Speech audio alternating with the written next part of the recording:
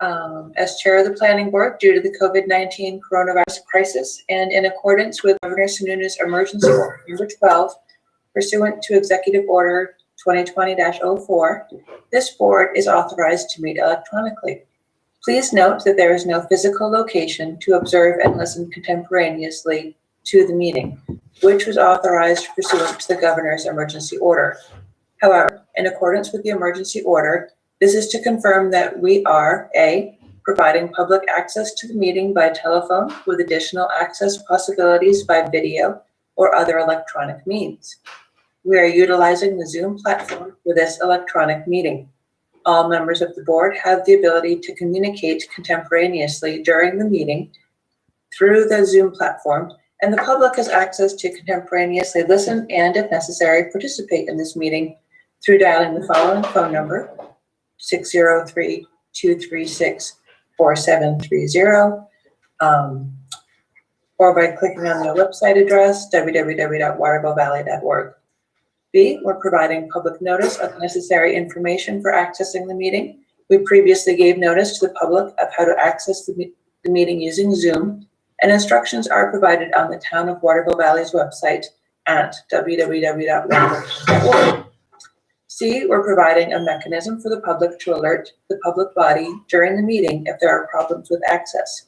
If anybody has a problem, please call 603-236-4730 or email at townofwb@watervillevalley.org.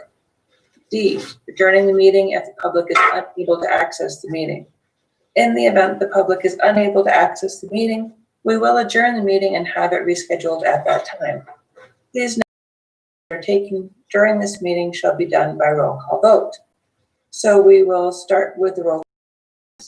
And as each member states their attendance, please let us know if there's anybody else in the room with you, as they'd be a member of the public.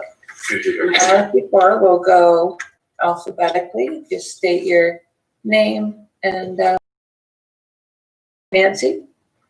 Nancy Knight, member. Mike. Mike Capel, alternate, and like I said, I have a 9 o'clock thing. Bill Larson. He's there. Bill Larson? No? I don't see him. Okay. Wendy Rathgeber, member present. John? John Racine, member. Rich?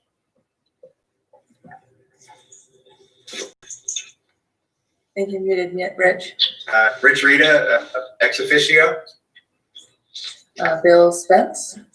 Bill Spence, member. Terry. Terry Wade, member present. Rob.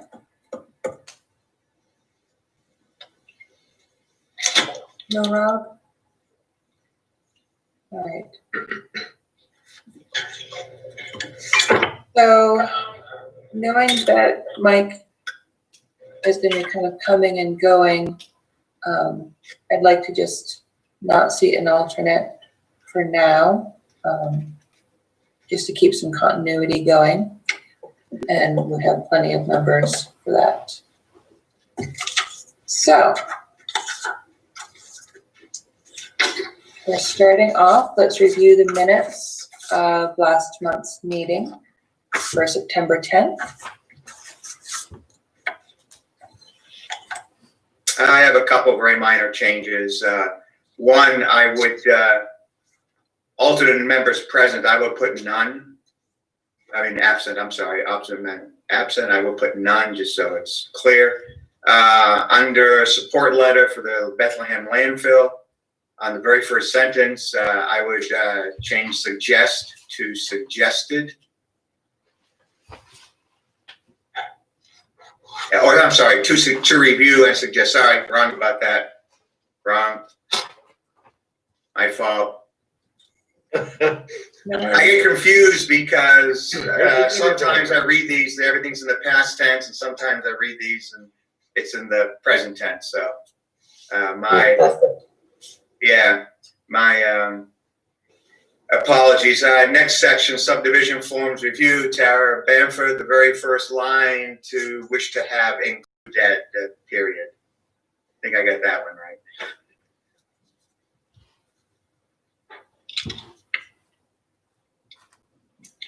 Any other? Okay.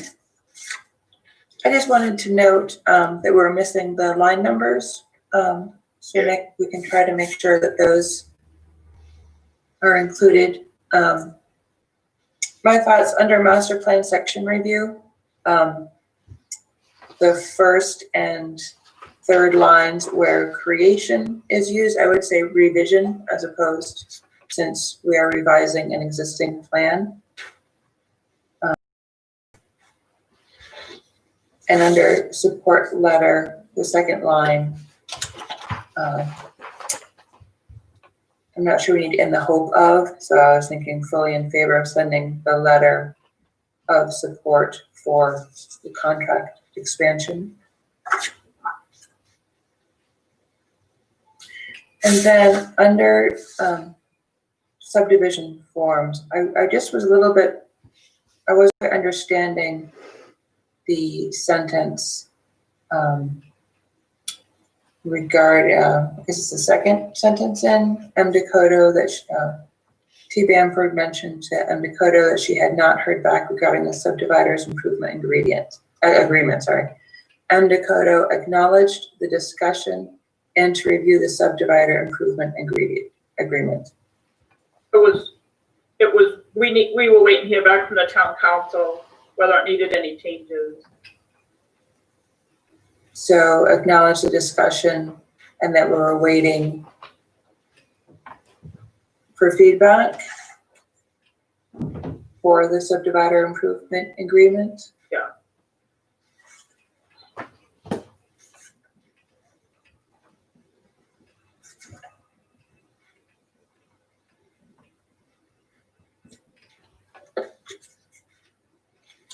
Oh, and then under town core group, the kind of last line there, the group is still waiting on lights and signage for the, it's not town trail plan, it was for the village trail. Just to clarify that bit.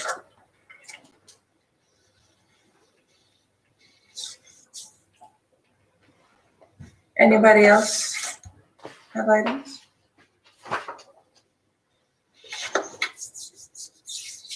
I think you're muted, Nance. I see your lips moving. Okay, I had some changes. On number 1, under committee reports, number 2, Conservation Commission. The second sentence is Conservation Commission. I don't think we need that sentence. I think we just cross that out. And then under communications privilege of the floor, I would say that in the first sentence, it appears to extend over the road, not expand over the road. That's just wordsmithing. But then the second paragraph that starts B. Larson, I would get rid of the end of the sentence, needing serviced. It just doesn't add anything. And just say Bill heard something about the water treatment plant.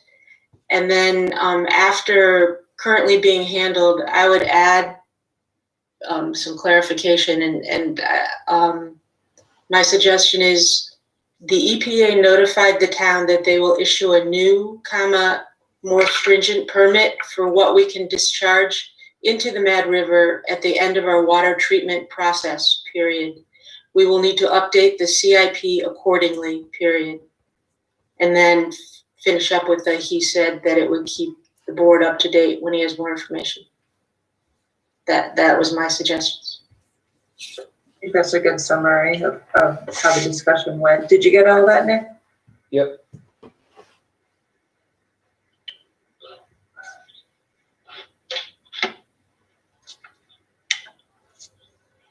Any other feedback? Do I hear a motion then? Motion to accept the minutes as amended. I'll second that. Alrighty, all in favor, we will do the roll call again. Nancy? Nancy Knight, yes. Bill has not joined us, okay. Wendy Rath-Gaber, yes. John? John Racine, yes. Rich? Rich, yes. Bill? Yes. Terry? Yes. Super. All right, so we have the minutes of the September 10th meeting finished. Now for new business, I just wanted to switch things around a little bit. And I'd like to hear from the Tyrell Development Company first. So, of course, you guys are welcome to sit through the rest of the meeting, but I understand there are other things to do in life, so. And Tara has made, I believe, James a co-host, so you'll be able to share Sure, documents, and we can take it from here. sure. Let me just, thank you for having us. Let me just sort of jump back a little bit of background. If you recall, we came in, gosh, I can't even remember now, everything, pre-March is a blur. But with the, when we had submitted the master development plan for the resort to the Forest Service, which they accepted, which kind of gives the blueprint of the resort, goals over the next 10 years as far as expansion, development, things like that. In parallel with that work that's going on with the resort, as you may know, about a little over a year ago, we acquired through a separate company named Tyrell most of the remaining commercial developable land that the Waterville company had owned for many years. In particular, the three major vacant parcels around Town Square and Corcoran's Pond, the 4-acre parcel on the south side of the pond, 8-acre parcel on the north side of the pond next to the ice arena, and the 18 acres across Village Road that currently has the parking and the skate park, along with a few other pieces of land. But the three ones we're interested sort of been talking about today are those ones around town, because as you may recall, the WCI had a conceptual master plan for those for that development going back quite a few years. I think 2012, 2013-ish, they had put together a what was basically the last in a series of plans about how to develop those parcels around the core of the center of town. That included a hotel on the south side of the pond, a larger hotel on the north side of the pond, and then notably a lot of infill residential townhome / condo development in that 18 acres where the parking lots are. They incorporated a lot of underground parking, a lot of streets, a lot of other elements like that. Not a lot of open space, and they also incorporated a gondola terminal that would sit near Town Square and serve to connect the resort to town. As you know from the resort's master development plan that was submitted to the Forest Service, the gondola is still part of that thought process. I know it's been part of the town's master plan for years.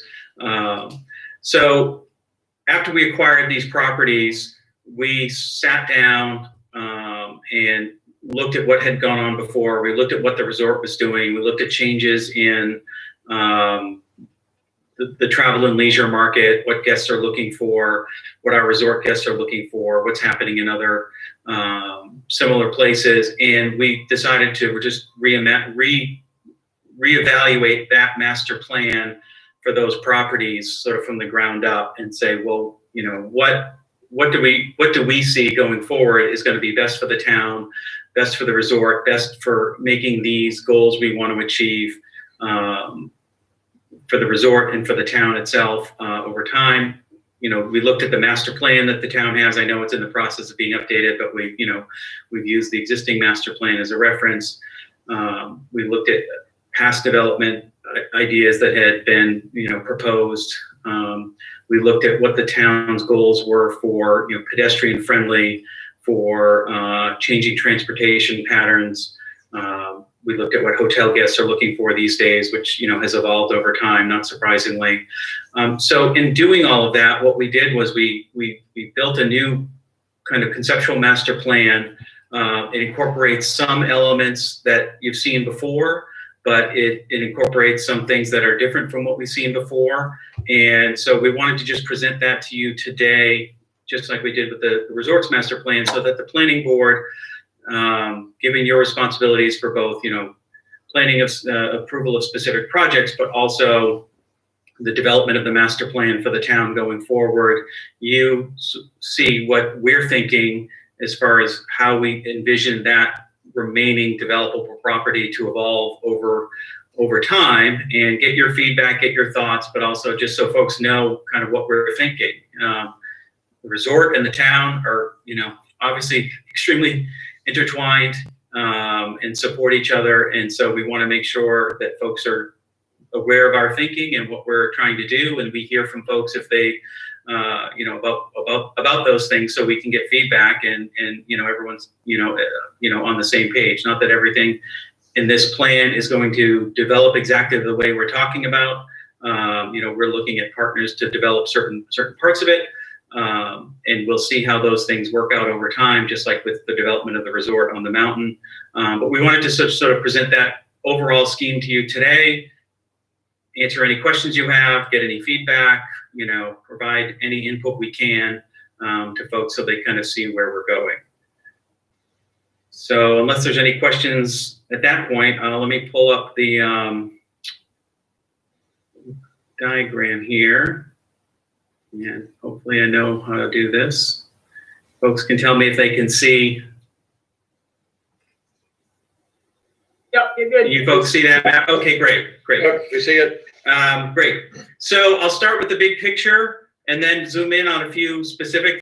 But if anyone has any questions, please jump in. My brother Michael's on here as well, so he may jump in with some comments and go from there. So, like I said, we tried to incorporate, ideas that we've seen in the past that folks have been, enthusiastic about. We tried to look at the town's master plan as it exists and embrace some of those goals. Two of those goals in particular, I'll point out here before I get into specific elements. One is linking the town and the mountain through aerial transportation. You can see that here, the blue square right in the middle. That's a gondola terminal.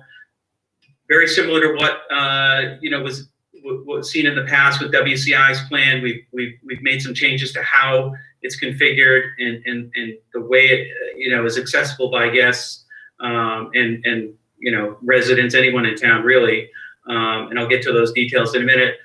The other notable thing I'll point out is that we really focused on pedestrian core, that making the entire central area pedestrian friendly. And the most notable thing of that you'll see is we've actually in this conceived of cutting off Village Road. And so you see Village Road no longer in this concept, no longer passes in front of Town Square. There you see that out on Valley Road, you see parking, and then Village Road stops there. If you go back over to the Snowy Owl side, Village Road comes in and there's a turnaround and it stops there. That creates an entire walkable, core that encompasses this entire area going up to the Green Peak Townhomes, down past this new hotel we conceive of, up to the ice arena in Town Square. All pedestrian only core with a large green space in the middle that we see as the hub of activity and amenities and guest and resident enjoyment of the core part of Waterville Valley as far as the commercial hub goes. So those were two very significant things that we've incorporated here that I wanted to point out. So let me just focus in on the south side of the pond here for a minute. You know, if you look down here, this is something that's been seen, you know, many times before. It's the idea is to put a small hotel, you know, 80 rooms or so there, what we call a boutique hotel, probably have amenities like a spa or something like that. We've incorporated, you know, what we've talked about. We've talked about the trail and completing that loop around the pond. We, you know, that is part of this, and certainly making sure that works with whatever gets done there. This is an idea that folks have talked about for many years for this spot. We still think it's the best use for this location. As far as hotel rooms go, the Valley, if you look at where the Valley is in terms of lodging and housing, there's, you know, for its size, there's lots of single family homes. There's lots of condominium units. For a resort community, there is a severe lack of hotel rooms, depending on what you count as hotel rooms. For example, the 30 condos in Town Square, which we treat like a hotel, you're really talking about fewer than 150 hotel rooms in this town. That's really impactful for folks who want to vacation here or spend time here, because the hotel room stock depletes very rapidly, especially at peak times. You know, we have condominium units that go into the resort pool, the rental pool that folks rent out either through central reservations or, you know, you're seeing more Airbnb and stuff like that. But that's not the same as hotel rooms. Those units are available on a, you know, irregular basis, especially at peak times like holidays. You know, the owners tend to use them, so they're not available to rent. So there's a severe lack of hotel rooms in the pool for folks to access. And that's one of the reasons here we have this boutique hotel here. And as I zoom out, you'll see this larger hotel that we envision, 200 room or so hotel that would incorporate, you know, amenities, pool, restaurant, modern conference center. We've done a couple things here that are different from what WCI did. They had it further over towards the pond.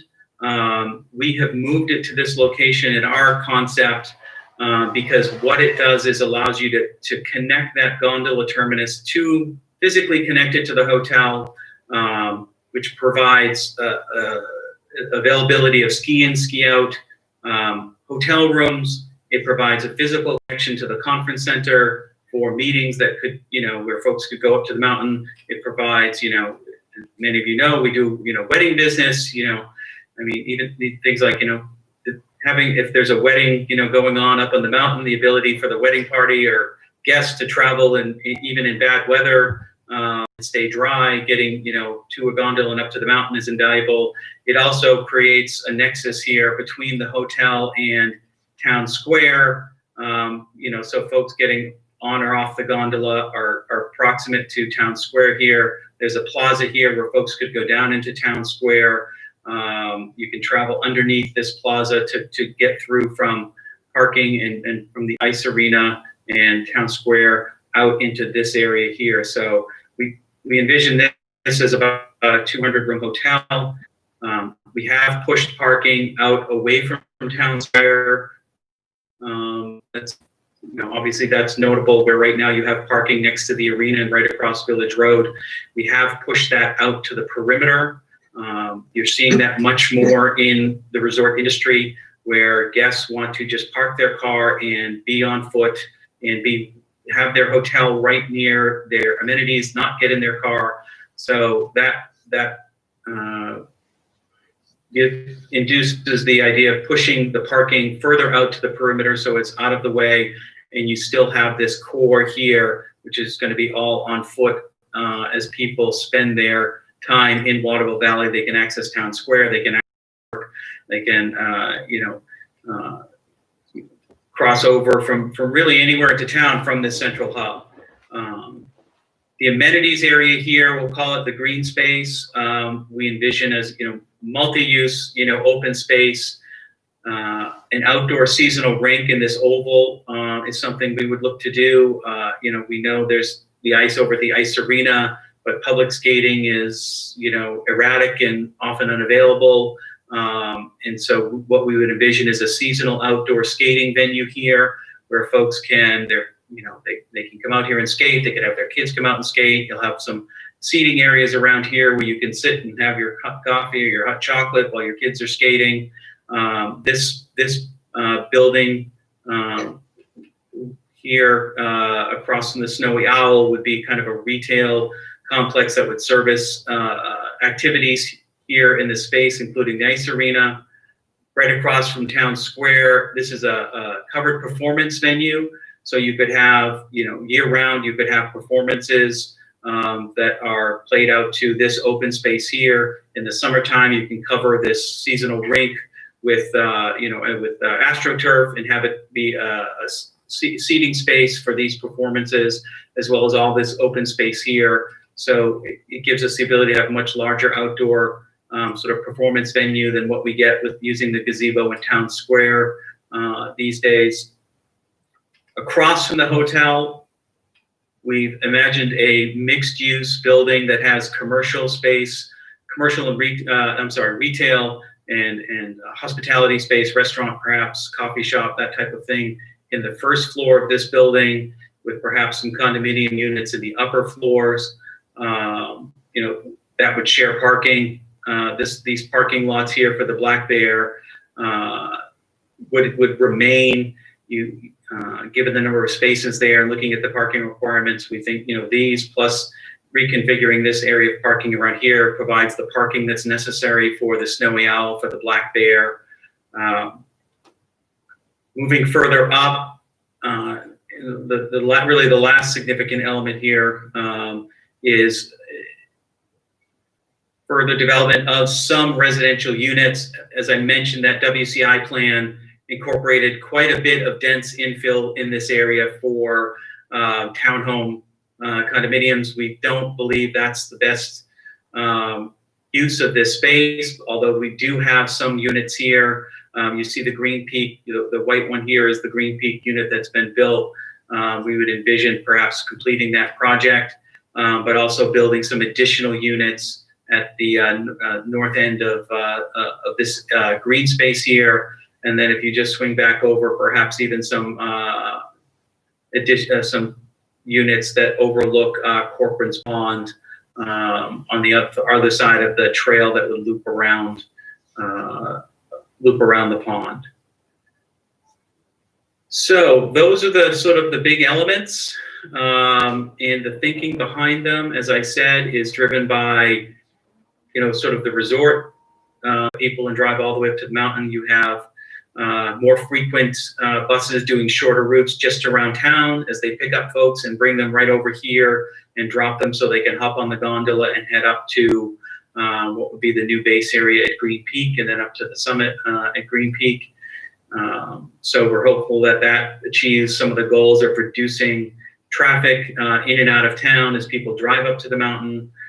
It creates the ability to have some of this lodging and whether they're condos or hotel rooms or some of these townhouses, folks can walk over to the terminal and head up to the mountain without worrying about getting into a car or on a shuttle bus at all. And so we think that's going to be beneficial in terms of traffic circulation and allow the opening up of additional services that the resort can provide both on mountain and down at the base here as folks come into the valley. So I'll pause there, see if anyone has any thoughts or questions. Is there a time schedule for the development? I wish I could tell you there were.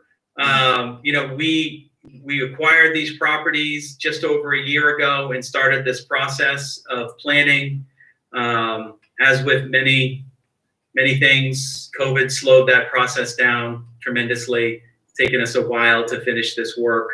And as you know, the hospitality industry in particular is being affected to a tremendous extent by COVID. So discussions with partners, to develop some of these ideas, these hotel properties, the gondola, have slowed considerably. So we don't have a specific timeline. I suppose in a general sense, and we would fold it into the same time frame as the master plan for the resort. If we could, over the next 5 to 10 years, develop a significant amount of what we are striving for on the mountain and in town, I think that would be terrific. Other than that, I couldn't give you a specific time frame of when we would hope to have this done. But obviously we're motivated and very interested. So the sooner we can bring some of these pieces together and bring some folks in, and hopefully have some more clarity about the stability of our industry, that would be great.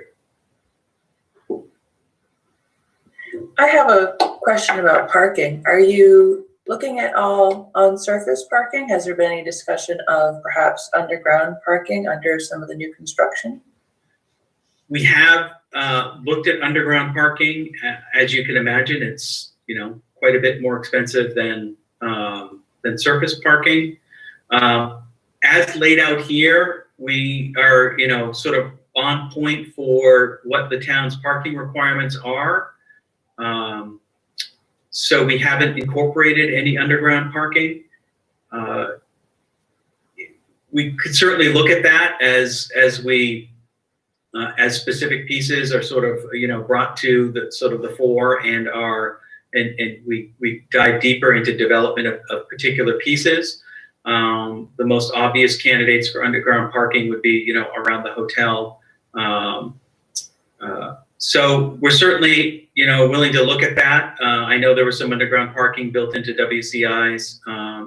There was also some elevated parking built into WCIs. We have sort of stuck with surface parking here, with the idea we don't want to overdevelop. We don't want to develop every square foot with buildings, obviously. So we're trying not to cram too much in. And if we're not doing that, then it makes it less critical to try to stack parking either vertically, either going up or going down.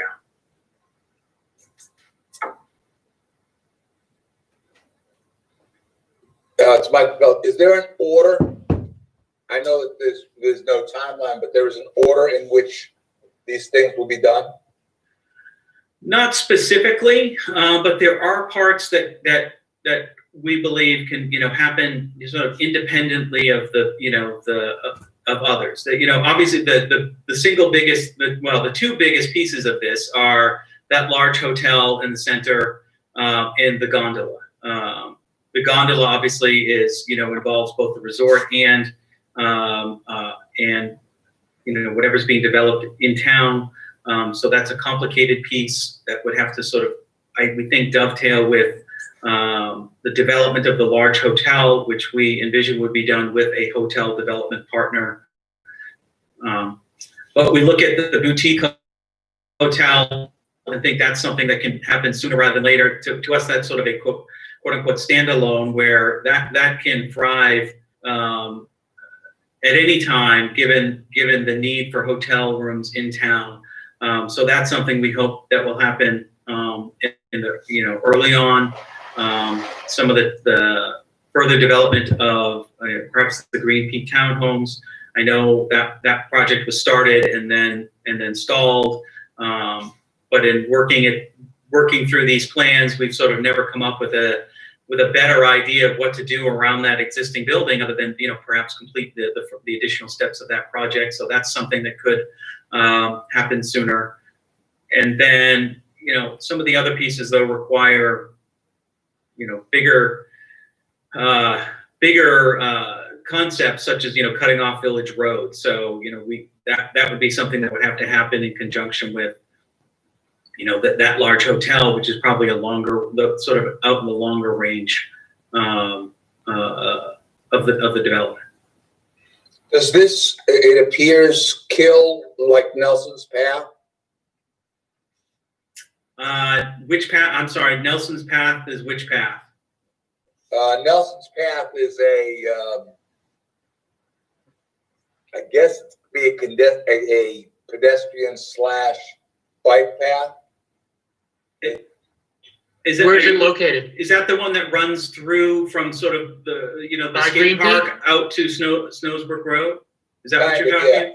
Yeah. No, actually, what we've done is sort of repositioned it here. One of, you know, and that was an issue with the original Green Peak Townhouse site plan was, you know, that one of these buildings sort of impinged on that existing path. We would envision just realigning a path across there. We want to keep people's ability to easily walk to town intact. That's important to the town. That's important to us. So we would make sure there would still be a path that, if not in the same exact space, served the same purpose. And how about the skate park? I didn't see that on here. Is that Well, I'm just curious. you know, I'm old. I don't use it. I was going to say I haven't seen you out there. I'm not me, but I am very town driven. Yeah. No, it's not here. You know, it would be displaced by this plan, but we would look to just relocate it somewhere. I don't know exactly where. We haven't worked that out, but we would find a place for relocating things that were displaced to the best of our ability. So, I mean, I know it is used extensively by people significantly younger than me and maybe you. But yeah, certainly younger than me. Yeah, no, it's displaced in this plan, but we would, you know, it's something we would look to move and still provide that, you know, that availability of that to the kids who want to enjoy it. The town square seems to have been isolated from most of the parking areas. Was that your intent, so that it would be more of a walkable situation? Well, yeah, that's I would say that's probably the single biggest trade-off we looked at here was moving that parking away from town square. But as you noted, the single biggest goal of that, in doing so, is to create that pedestrian-only core. And the only way to do that is to cut off Village Road, you know, stub Village Road and move the parking to the perimeter. So it does create that, you know, longer walk to town square and, you know, the whole central green space. But in looking at that overall goal, we decided that was sort of worth it. In our minds, that was worth it to create this pedestrian-friendly central core, you know, that would allow, you know, the seamless flow from, you know, really the others, you know, you're really going from the other side of the pond in the Golden Eagle, flowing right across the dam into town square, right up through this green space, this seasonal ice rink, and all of this here. So, you know, it's definitely a trade-off, and it's one that we probably spent, you know, as much time as anything contemplating, you know, how we would make that happen without creating too much of an impact. But there are trade-offs. So that was just one we decided was worth it to achieve that vision of that pedestrian core. If I can too, as you know, one of the considerations here is also that despite the parking moving further away from town square, because of the idea of the gondola and the hotel in this core, and it being far more pedestrian, we may end up with actually far more pedestrian traffic in town square. As everybody's coming down off the mountain, they're going to be naturally flowing into this area and in town square, which you really don't get now. People coming down from the mountain via automobile, taking a right turn and then leaving the valley. This brings everybody back into this core at the end of the day of skiing, which actually, even though the parking is pushed further away, we may end up with a lot more pedestrian traffic in and around that area and taking advantage of the services provided. Yeah, I think that's a very valid point. And for an area that is so sports oriented, the concept of all pedestrian, I think, will be very consistent with the mindset of the customers who come here. We have certainly found that's, you know, what folks who are visiting the valley want to do. They want to be out and about. They want to be walking, and being able to do that in a way that, you know, gives them, you know, the freedom to walk without worrying about the car or where they need to drive is huge. Obviously, we get a lot of folks who come into town square to access the cross country center and the mountain biking center and use that as their starting point. So giving them even more of an opportunity to spend time in the center of town in this, you know, sort of, this space that has, oh, sorry, go ahead, Mike. No, I'm sorry. But I was just getting a thing from the superintendent to come and meet with her. I'm obviously in Plymouth. Is this diagram readily available? We haven't posted it anywhere, but we can certainly, you know, send a copy for folks to look at. I would love a copy. This is the, you know, for lack of a better phrase, well, it's very conceptual. This is the public unveiling of it, so to speak. I mean, obviously this is a public meeting, and you know, folks can look at this and, you know, look at I'm sure you guys are probably, you know, recording and posting these meetings for folks, you know, there are folks watching and folks.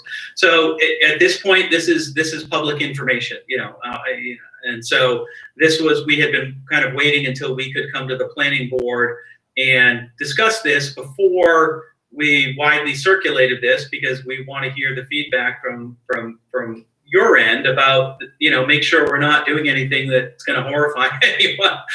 We didn't think we would, but, you know, we just wanted to make sure folks were aware of what we were starting to talk about, because, again, as I said, it's taken, you know, more time than we wanted to develop this plan. With, you know, we worked with SE Group, who, you know, have been, you know, working in town for many years on a number of projects, and you know, we want to make sure folks were aware of what we were going to be starting to talk about, and, you know, make sure, you know, that we're hearing what people are thinking about what we're trying to accomplish here, as well as get your feedback in terms of, is there something in here that we are missing or that you think doesn't necessarily fit within the context of the, you know, the existing town master plan? We think it does. Again, we've tried to work from where the town is going in the sense of pedestrian focus, less automobile centric, as well as connecting the town and the resort better. But obviously your feedback becomes important as we consider how we develop this on a go-forward basis. I had a question about the gondola, actually. Is the intention that it's going to be used just for people who have spent the night in the town? No. Well, and I'm saying that are you talking about folks coming day skiers coming in and parking in town to access the mountain, or our vision is that anyone who can access the gondola can use it. There's nothing exclusive about it. You know, we certainly don't want folks who are coming up to the mountain for the day driving into town to park and then get on the gondola. We want them to go up to the mountain. That would create a parking scenario that would be very challenging. But we want anyone who is in town and wants to access the mountain to do so by using the gondola. And that's why we would envision anyone within walking distance of the gondola to hopefully, you know, walk there and hop on, or to use what I mentioned was the modified, you know, an updated shuttle bus network that would circulate through town and bring people, you know, who were, you know, too far to walk or you know, with kids or whatever it is, over to the gondola terminal, get dropped off and hop on the gondola. So if you think about it, you know, any guests at Golden Eagle, Snowy Owl, even possibly Black Bear, obviously the new hotels, as well as the condos in Town Square, other existing, you know, nearby will you know, we expect will utilize the gondola as opposed to now getting in their car, parked across the street of the Snowy Owl, and then driving up to the resort. In addition, as James mentioned, with the existing bus network, we imagine that bus network may be even more utilized to bring people from around, up on Osceola and the high country condos, the residentials into this area instead of getting in their car and necessarily driving up to the mountain. So in essence, it becomes a far more prevalent use by around the valley to access the resort instead of getting into their automobile.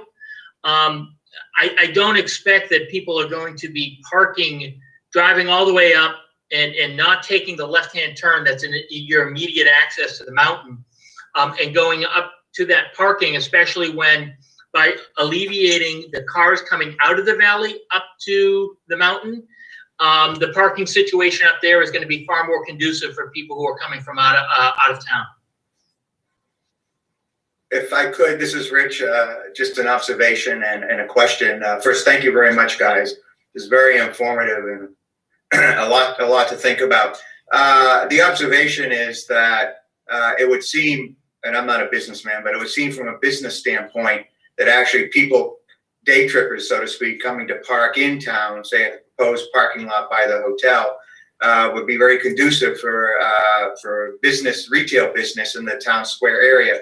For example, they go and ski in the morning, come back down, and then have lunch or whatever, and then go home.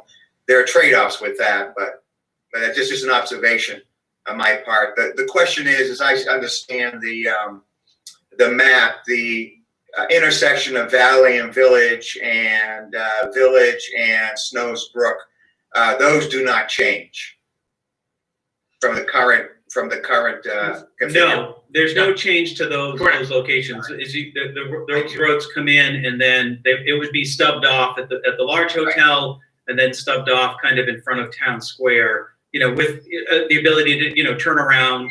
There would be a gondola drop-off zone, kind of at in front of the Snowy Owl end of things, and a lot of this.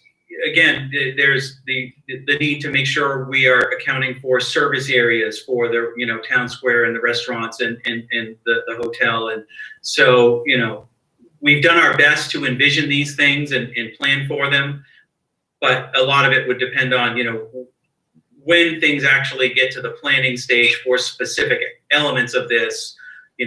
Things could be updated, modified, altered. But obviously, all of that, would come to you folks in time as specific pieces of this are engaged with. But Rich, you are correct in terms of the two ends of the road, and this really goes back to the town aspect of it. We're not making changes on those intersections, so we're not having to redo how the village road on both ends is interconnecting with obviously the main roads here in town. Thank you. Okay, I apologize, but I have to go and be the representative from the school board. We're at a meeting with the superintendent. If depending how long that runs, hopefully it'll only be a half hour or 40 minutes. I'll jump back on. Thank you very much. This really is exciting. Thanks, Mike. Have a good day. Okay. Yeah, in talking about being able to service the town square, my only other thought would be just for those time periods when we're getting a lot of deliveries, trash trucks, everything coming and going. Maybe it's hard for me to visualize what's happening around the ice arena as far as the service area, but I know what exists between the Snowy and our current loading area, and that lower section would not be enough to service all of that stuff happening, say this week. No, so one aspect. Here, let me zoom in on that, Michael. Let's see here if I can. Of course, my screen controls are frozen, so I can't seem to zoom. But if you look closely there, we've envisioned sort of two parallel corridors between the ice arena and the hotel. One is for pedestrians to come through from the parking areas, and one is for service vehicles to come in. Now, again, how much space is there? The gondola's on a second level. Point that out, James, because I did not mention that. So we envision the gondola terminal actually being up one story. So what you see there, that brownish gray area that fills in between Town Square and the hotel, is an elevated plaza, which would then have stairways that step down into Town Square and down towards the green space, and that underneath that area would be open for both pedestrian transit back and forth, and for, to maintain some of that service space that exists now at the back of Town Square and around the ice arena. So we would envision, being able to somehow, dividing that space up to, and what we're trying to do is separate out a little bit, create a little bit of a buffer between the service areas and the pedestrian areas. We're not thrilled when we walk in that back corner of Town Square and the dumpsters are right there and the big fan vents. We will admit we don't love that. It was built that way years ago, and so, but we're looking to try to both provide that service space and to give it a little bit of separation from guests and residents and folks who are taking advantage of the facilities.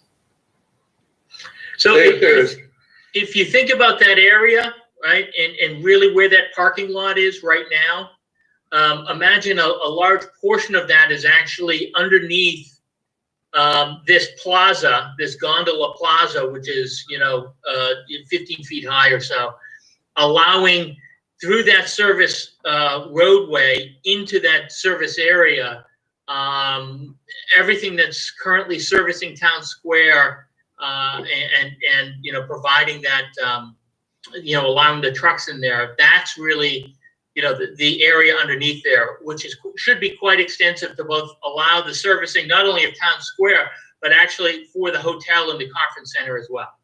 Sure. So is that elevated platform like tied into that building for Town Square? Yes. So yes. we want to make it so people can walk from the second level of Town Square over to the gondola building. So if you're on the ground level of Town Square, you can go up. And again, I apologize. Something is keeping me from zooming in on my screen. Right, if you look in the center of Town Square, there's a small little stairwell right in the corner there. So you would go up to this plaza and walk right to the gondola. And again, you could walk right out from the hotel conference center. This curved wing of the hotel is the conference space. So you could easily come up here into the gondola terminal from multiple directions. Okay. If you think about the existing, kind of walkway in between the building that houses, Mulligan's, and then the building that houses the grocery store, redesigning that so that the stairway comes up into it and then right into that plaza area. So it would really change the dynamics of the pedestrian traffic off of that ground level and up into that gondola plaza, taking them away from that service area entirely. If there is a vulnerability, the proposed parking lot, I imagine, will be dominated by tournament parkers. That is, when there's a hockey tournament, you see the parking lots that are closest to the arena fill almost completely. So I don't know. Parking is a problem now and will probably continue to be a problem. But that's one, and lugging all the hockey equipment from the parking lot to the arena is, well, it's never the favorite activity of participants. But I can see quite a walking distance from the parking facility to the arena. It's a fair point.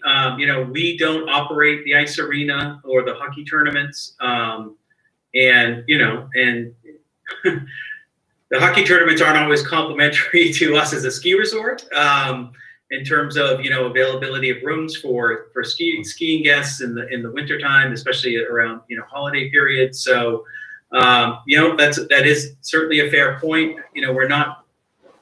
I don't know what the status of the ice arena's agreement with the Hockey Academy is.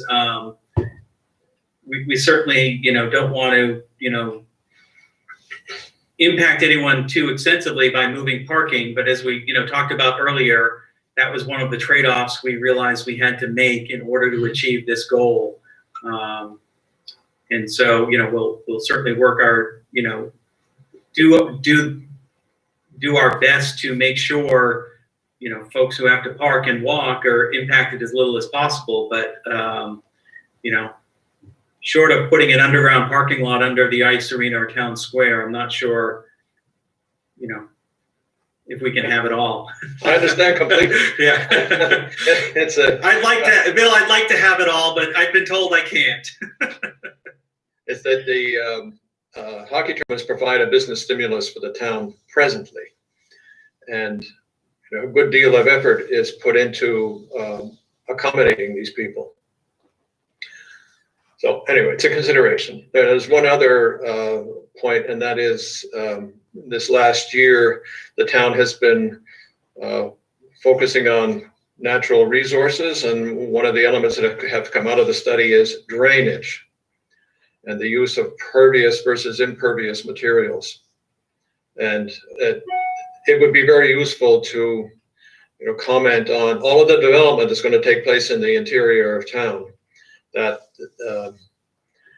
drainage is a consideration, and that we plan ahead for it. That is, when there's a major storm event, that the town is vulnerable presently.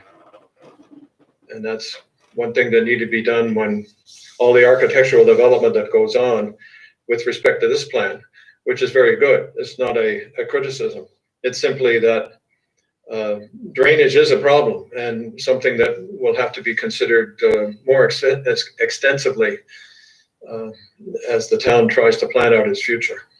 And that's something we talked about. SE Group, has an environmental, practice, aspect to their planning. We did look at the drainage areas that exist, along Village Road, through that the lot that is adjacent to the ice arena. So we did think about all of that. Again, this plan obviously doesn't go into that level of detail, but it's certainly something we thought about in terms of making sure that what is there and currently providing that service, for lack of a better word, is taken into account, and we make sure that we are not going backwards in terms of how this property, how it is impacted by storm events. Good. Yeah, I would say, again, thanks, guys. This is very interesting. This is Rich. Conceptual plan as a member of the select board. Of course, you asked for general observations. I'm thinking of things like changes we'll have to make to the construction and procedures, probably upgrades, wastewater treatment plant upgrades. So it's going to have a considerable impact on town. There's a lot to think about, but I very much appreciate having this as a guiding plan for us to look at. So thank you again. Thank you.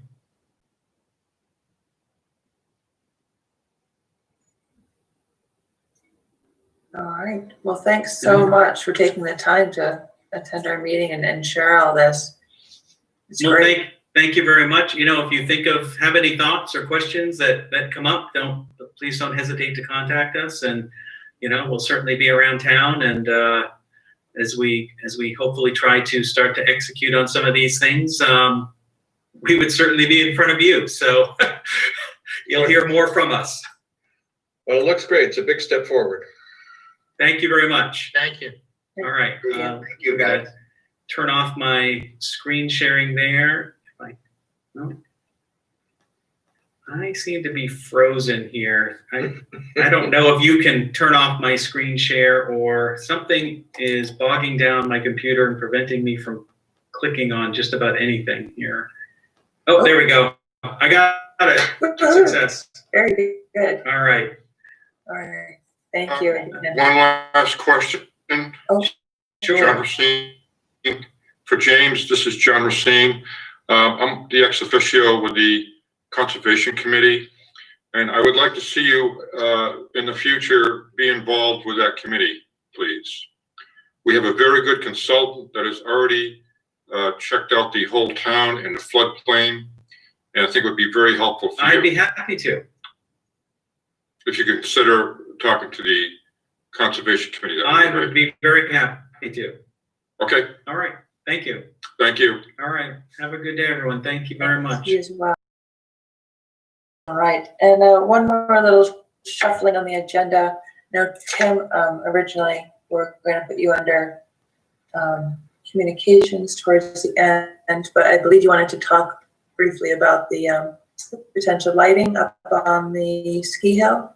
So we can squeeze you in since we're in that resort mode anyway. Sure, absolutely. So last week I received the okay from the National Forest to be able to offer light skiing. It doesn't go against our permit. So we would be able to light up portions of the ski area to be able to extend our ski day and also offer guests more time to spread their ski day out. Now, this is nothing that's we're not lighting up all of White Peaks or Valley Run or anything like that. We're looking at simply exhibition and lower Whitecaps and offering a very small operation for the families to get out and enjoy the winter activities in the evening. We all know that our light goes down. We lose light during the winter time. At the beginning of the winter, it's as early as 4:30. And then obviously as the winter goes on, it stays lighter later. So we're trying to extend that day a little bit and add a little bit of activity for us outside in a safer atmosphere. We know that many of the activities that we normally would participate in the evenings will not be available, simply not available due to COVID. So we're trying to formulate a plan and put together an idea of how we could offer a bit of night skiing.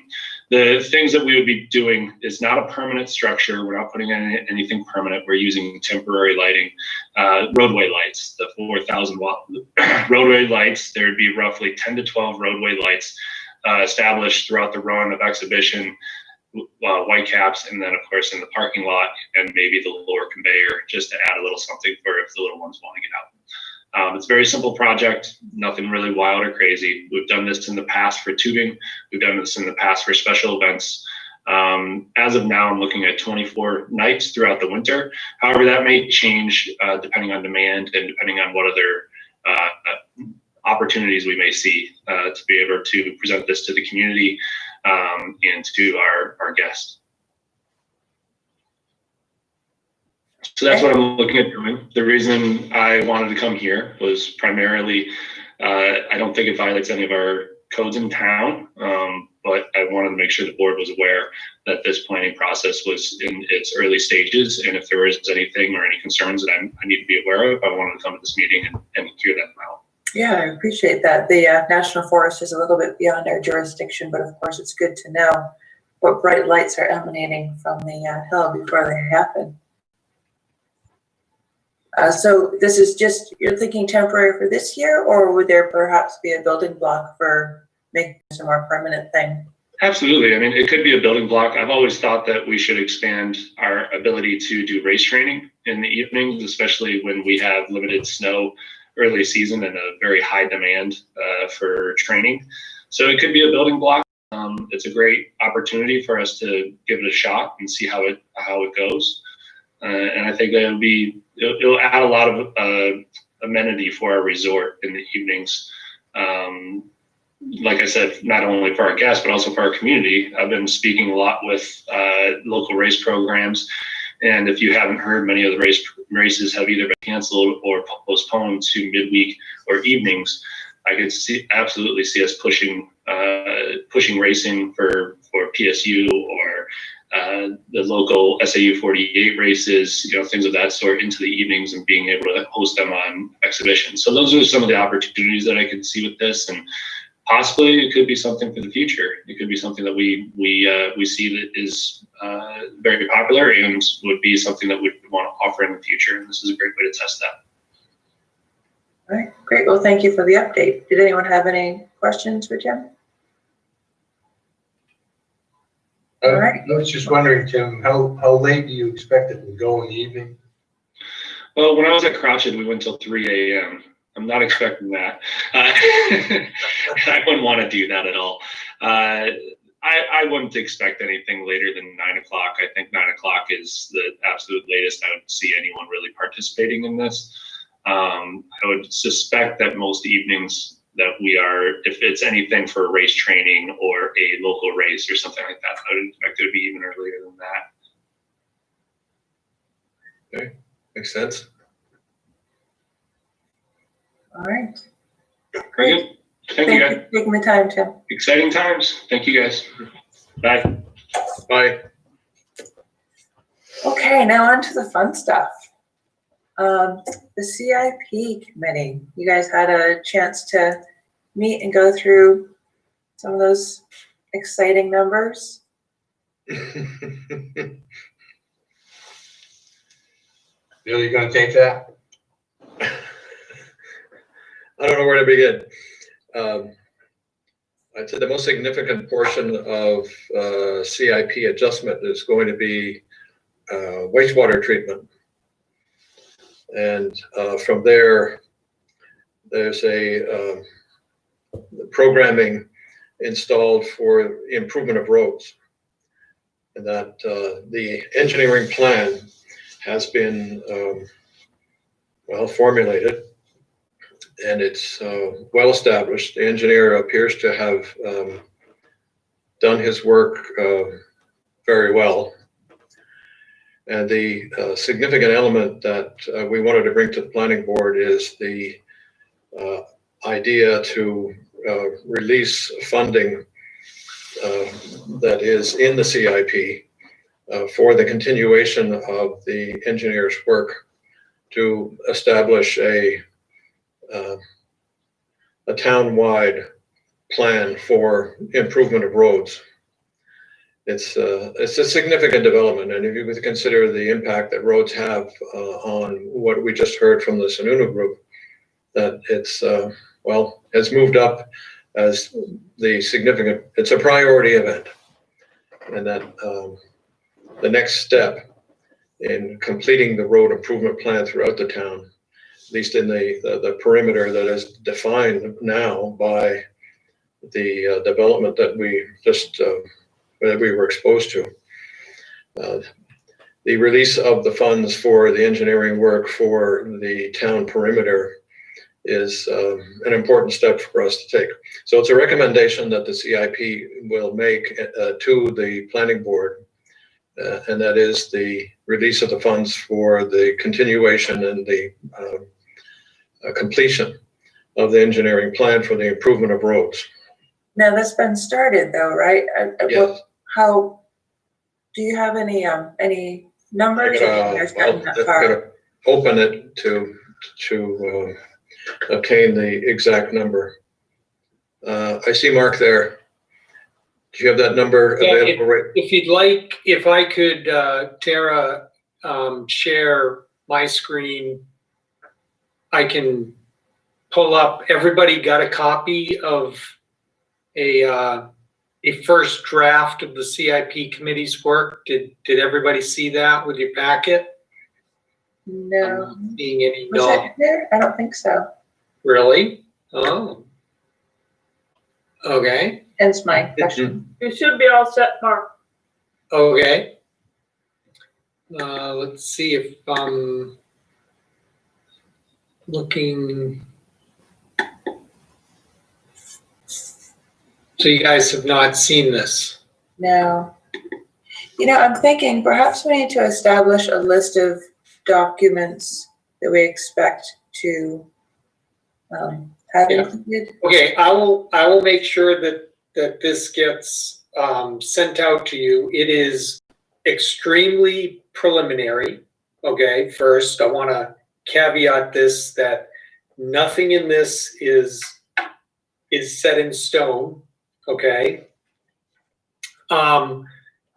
What Bill was just talking about is we have engineered in a preliminary design the road from Valley Road from the entrance to town to Tecumseh Road, the entire length of Tecumseh Road to the intersection with Snowsbrook and then take a left at the Silver Fox Inn and come down the hill all the way to Village Road. We have a preliminary plan for that. And the cost estimates associated with that preliminary design to include the engineering costs of final design and bidding is this $900,000 number here for road repair year one.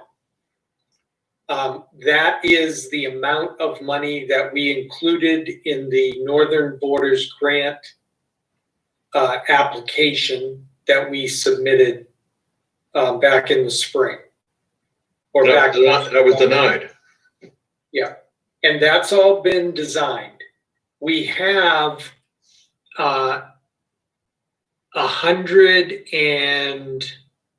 have approximately $134,000 left right here, this number, remaining for additional engineering work. And you see under 2022 and 2023, we have 2 blue boxes for road repairs and sidewalks year 2 and year 3. Those numbers we can't accurately fill in until we get additional engineering work completed. So the CIP committee talked about showing the entire planning board this information and then seeking support from the planning board to go to the selectmen at the selectmen's meeting next week and recommend the release of the $134,000 so that we can continue engineering for this road work. Mark, I think it's important to point out, like, if I can just summarize here a little bit, because of the way that the CIP committee looked at it. It's very important that we get the engineering for all the roads in town, I believe, because that includes drainage and sewer and water changes and improvements and so forth, so that the engineer can recommend the order in which these improvements are done or the repairs are done. Because it is important that you don't update or develop a certain portion that runs into an old portion that can't handle the drainage and so forth from the new portion. So I think it's important to get the engineering done for the whole town rather than to do it for just one segment, then another segment, then another segment. Because once all the engineering is done, then you can divide the construction recommendations up into segments and look better at the budget. And by the way, Mark, that area you just described, this first section, I think you had mentioned it was about a mile long, but it's not. It's a little over half a mile. It's about 0.6 miles. And so that should be kept in mind when we're talking about these figures. And I think you said there was 7.5 miles of road in the whole town. So sometimes you can project these things based on that. Yeah. The total mileage road-wise is about 5 3/4. So we're looking at about what, 6 million, 7 million total for the town. Right. The rule of thumb is like $1 million a mile. Well, we're a little over that here with the 900, and that's Yeah. primarily because of the pedestrian bike path that's included in it. Yes. So we're not talking about just simply repaving, addressing the road as it exists now. We're actually talking about expanding it. And Terry, you're absolutely right. I think the per mile cost will be different on different roads. And I think that's another reason to include the engineer in this. Because for a road like Valley Road, it may not be as extensive a rebuild as we're talking about for this section of road. So I agree, Terry, that it's very critical to have the engineer weigh in and prioritize the roads as we go. So we'd be looking at needing, just to take it baby steps, so we have the area that you just described, Mark, done as a preliminary engineering layout. And we need the rest of the preliminary engineering so that we'd be able to budget for the final engineering and construction costs. That's correct.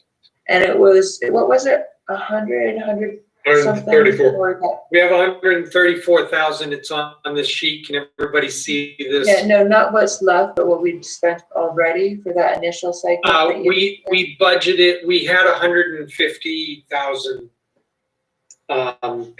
So we've used 16,000 of it. Okay, so this 134 is from that 150 that From the the engineer was originally set aside for the engineer.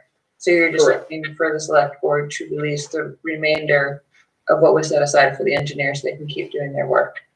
That's correct. And the reason the selectmen stopped was the uncertainty, first caused by COVID, budget impacts, and secondly, the wastewater treatment plant, which we can talk about next. And one other point is that now that we've seen what the Tyrell Group has in mind, I think the engineers would be very interested in looking at that. Yeah, absolutely, Bill. Tying in, Village Road is problematic. I think cutting Village Road, discontinuing it, and that whole concept that they have on the pedestrianization ties into a lot of the stuff that we're doing with the road project. Yeah, we're all thinking in that direction. Yeah, and we actually, if they can address drainage and make it all work, and the parking and everything else that you brought up today. And safety. And Safety, access. Yeah, safety, access. I mean, I know that's part of their design on those ends of Village Road. I'd say, make it all private, maintained ways inside that town center. Discontinue Valley Road. That certainly has a positive impact on cost town-wise, because if we have to rebuild Village Road where it is right now, that's going to have an even higher per foot cost than what we've already estimated. Yeah, it's in rough shape. And all the drainage. It's not wide enough. It's, the drainage is not correct. There's just a lot there. So I don't think that their concept from the road standpoint is bad at all. Plus it goes hand in hand. Obviously the SE group did it. So it goes hand in hand with the pedestrianization plan. So. Yes. Yeah, if there's any weakness in this plan, it's that whether there's adequate parking, but that's subject. That's another discussion. Yeah. So wastewater. I don't know if all of the planning board members know, but we are awaiting a new permit from the EPA, a new discharge permit for our effluent that comes out of the treatment plant and goes into the Mad River. That is a permit that we've had since the 1970s. We are about 5 years overdue in getting this permit back from the EPA. So we've been working on a year-to-year basis with extensions to our existing permit.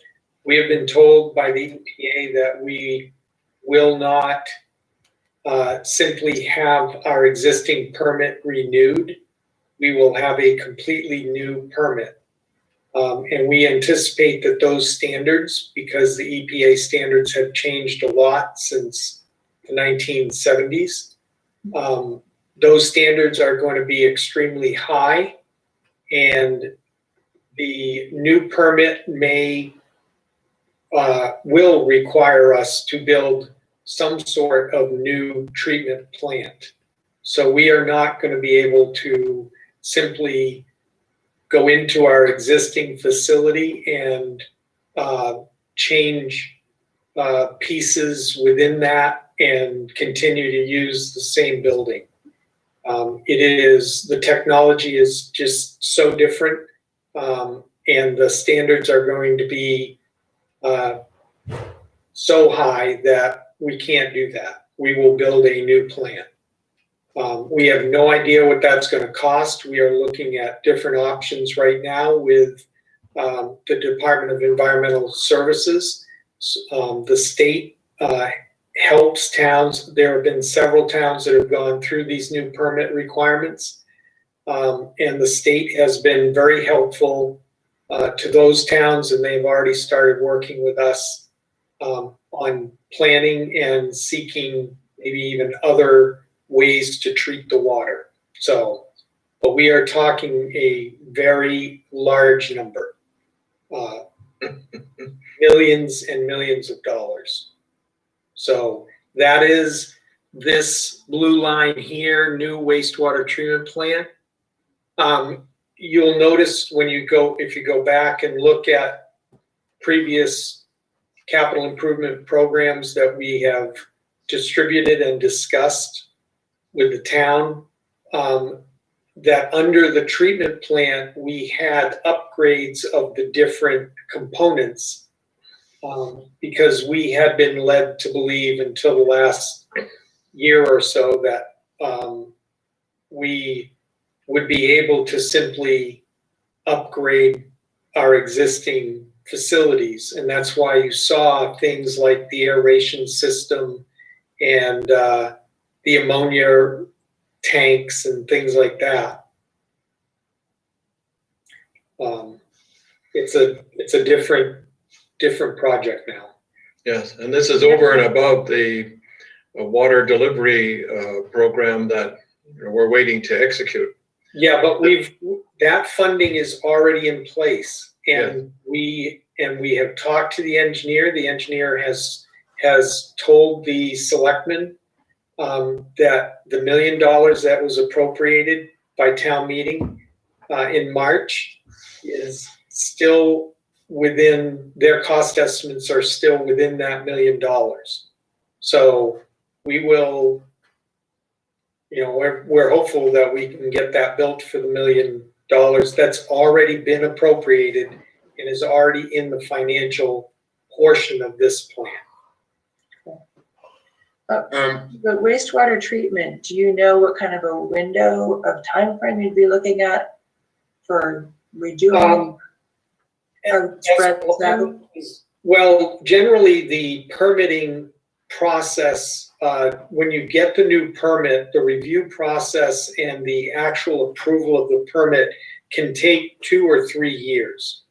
And we already know in talking to DES that we are going to contest the standards that the new permit has, okay? Because they're going to be ridiculous. And that's what has happened in other towns.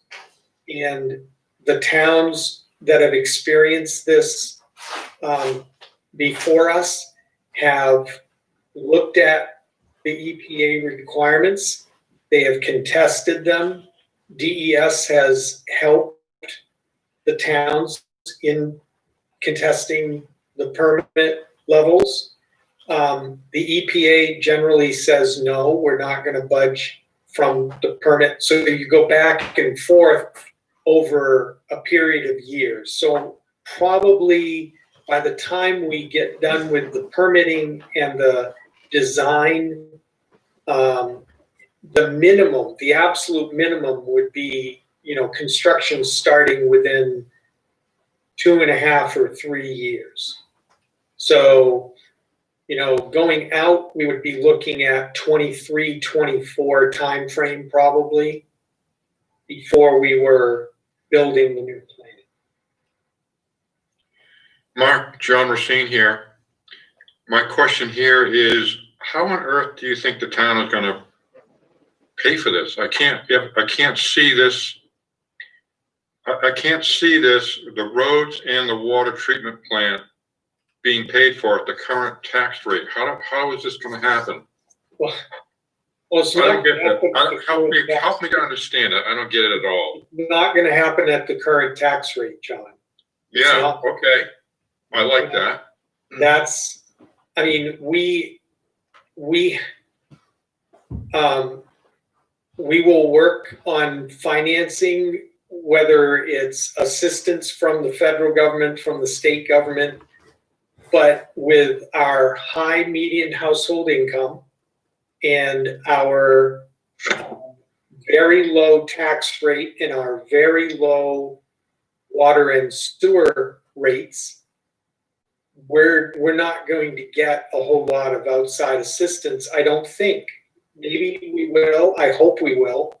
But quite frankly, we have among the 5 lowest water and sewer rates in the state, and we have within the bottom 10 tax rates in the state. So, but we are definitely not going to do all of this work on the CIP within $14.14. We're not. It's going to add to the tax rate. I think the bigger question is how, because this infrastructure needs to be addressed. We will have to build this plant or some kind of a plant, wastewater treatment plant. We have no choice in that.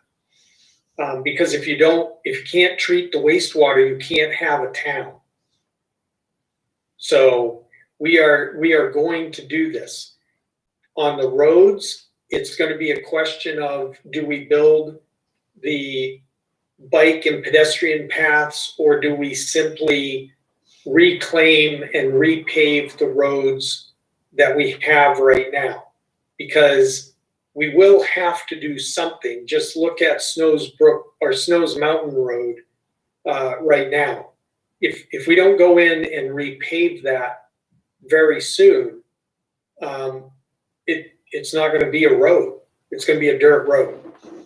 So, but the question will become, do we do upgrades and changes to the roads, or do we simply maintain what we have? I think those are the types of questions that we're going to have to address here.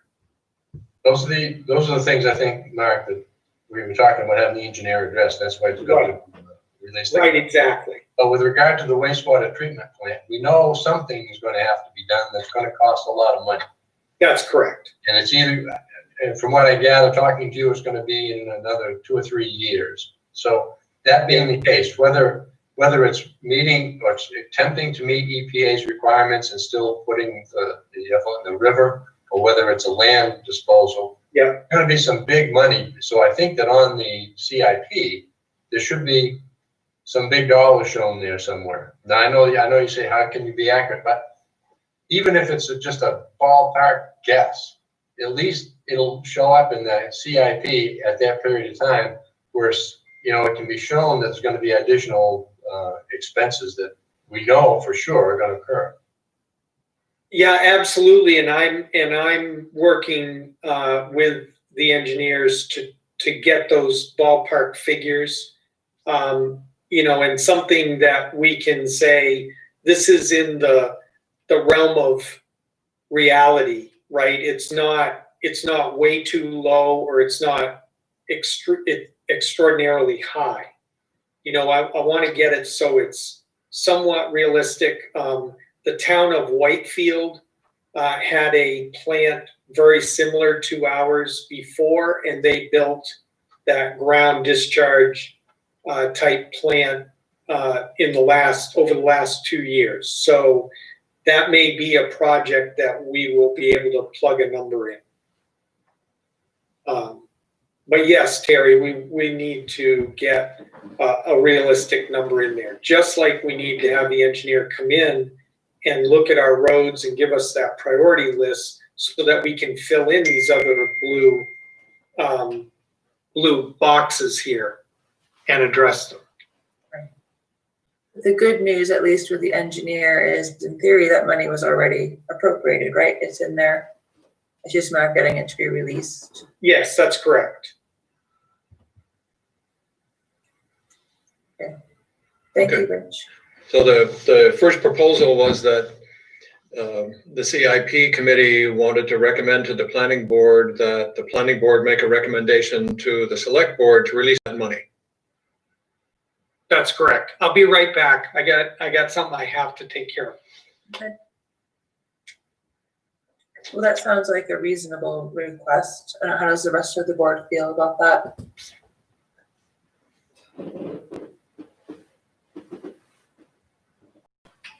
I still don't see how we're gonna afford this. I don't, Well, let's just take it in baby steps. If we're talking about releasing requesting the select board to release the additional 134,000 to the engineer. I know.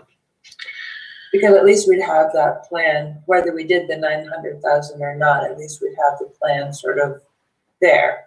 Yeah, I mean, correct me if I'm wrong, Mark, but if we request the select board to release the 134, that would allow the engineer to finish the comprehensive road plan. And whether we went ahead and spent the 900,000 on the roads or not, at least we'd have that plan. Yes, that's right.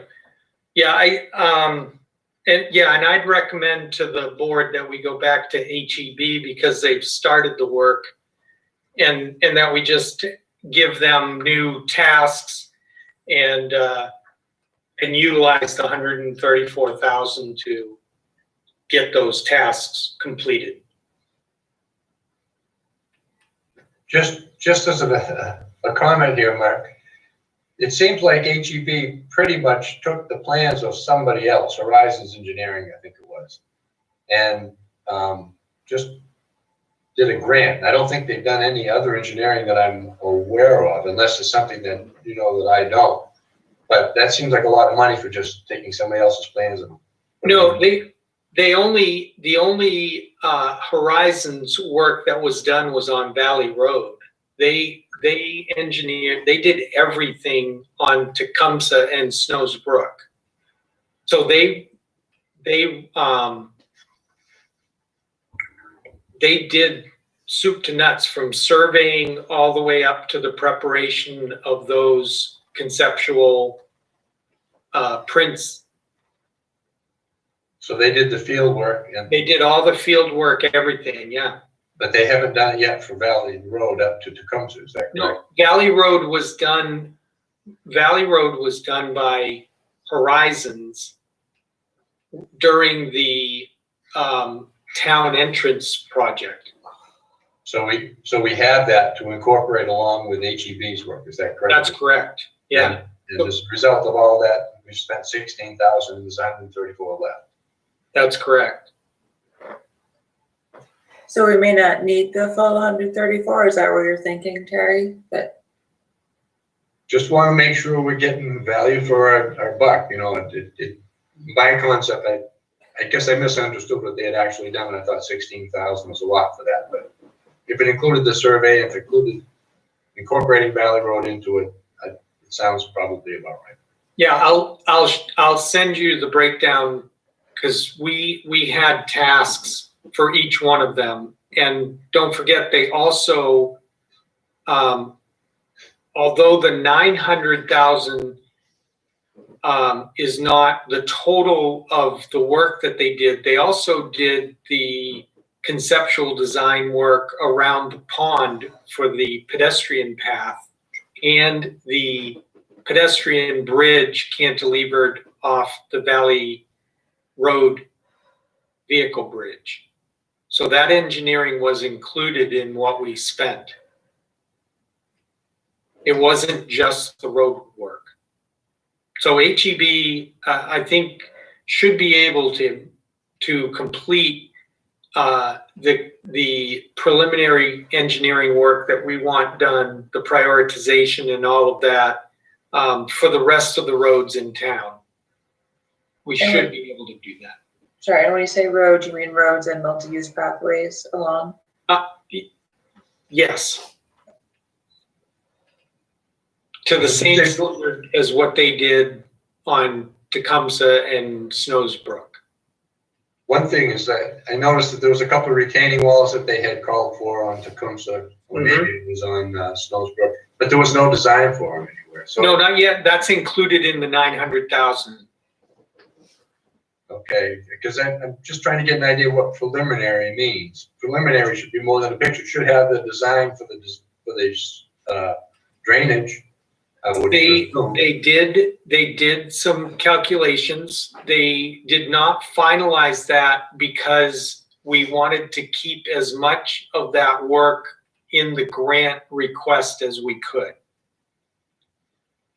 Okay. And there's I don't have the exact breakdown here with me, but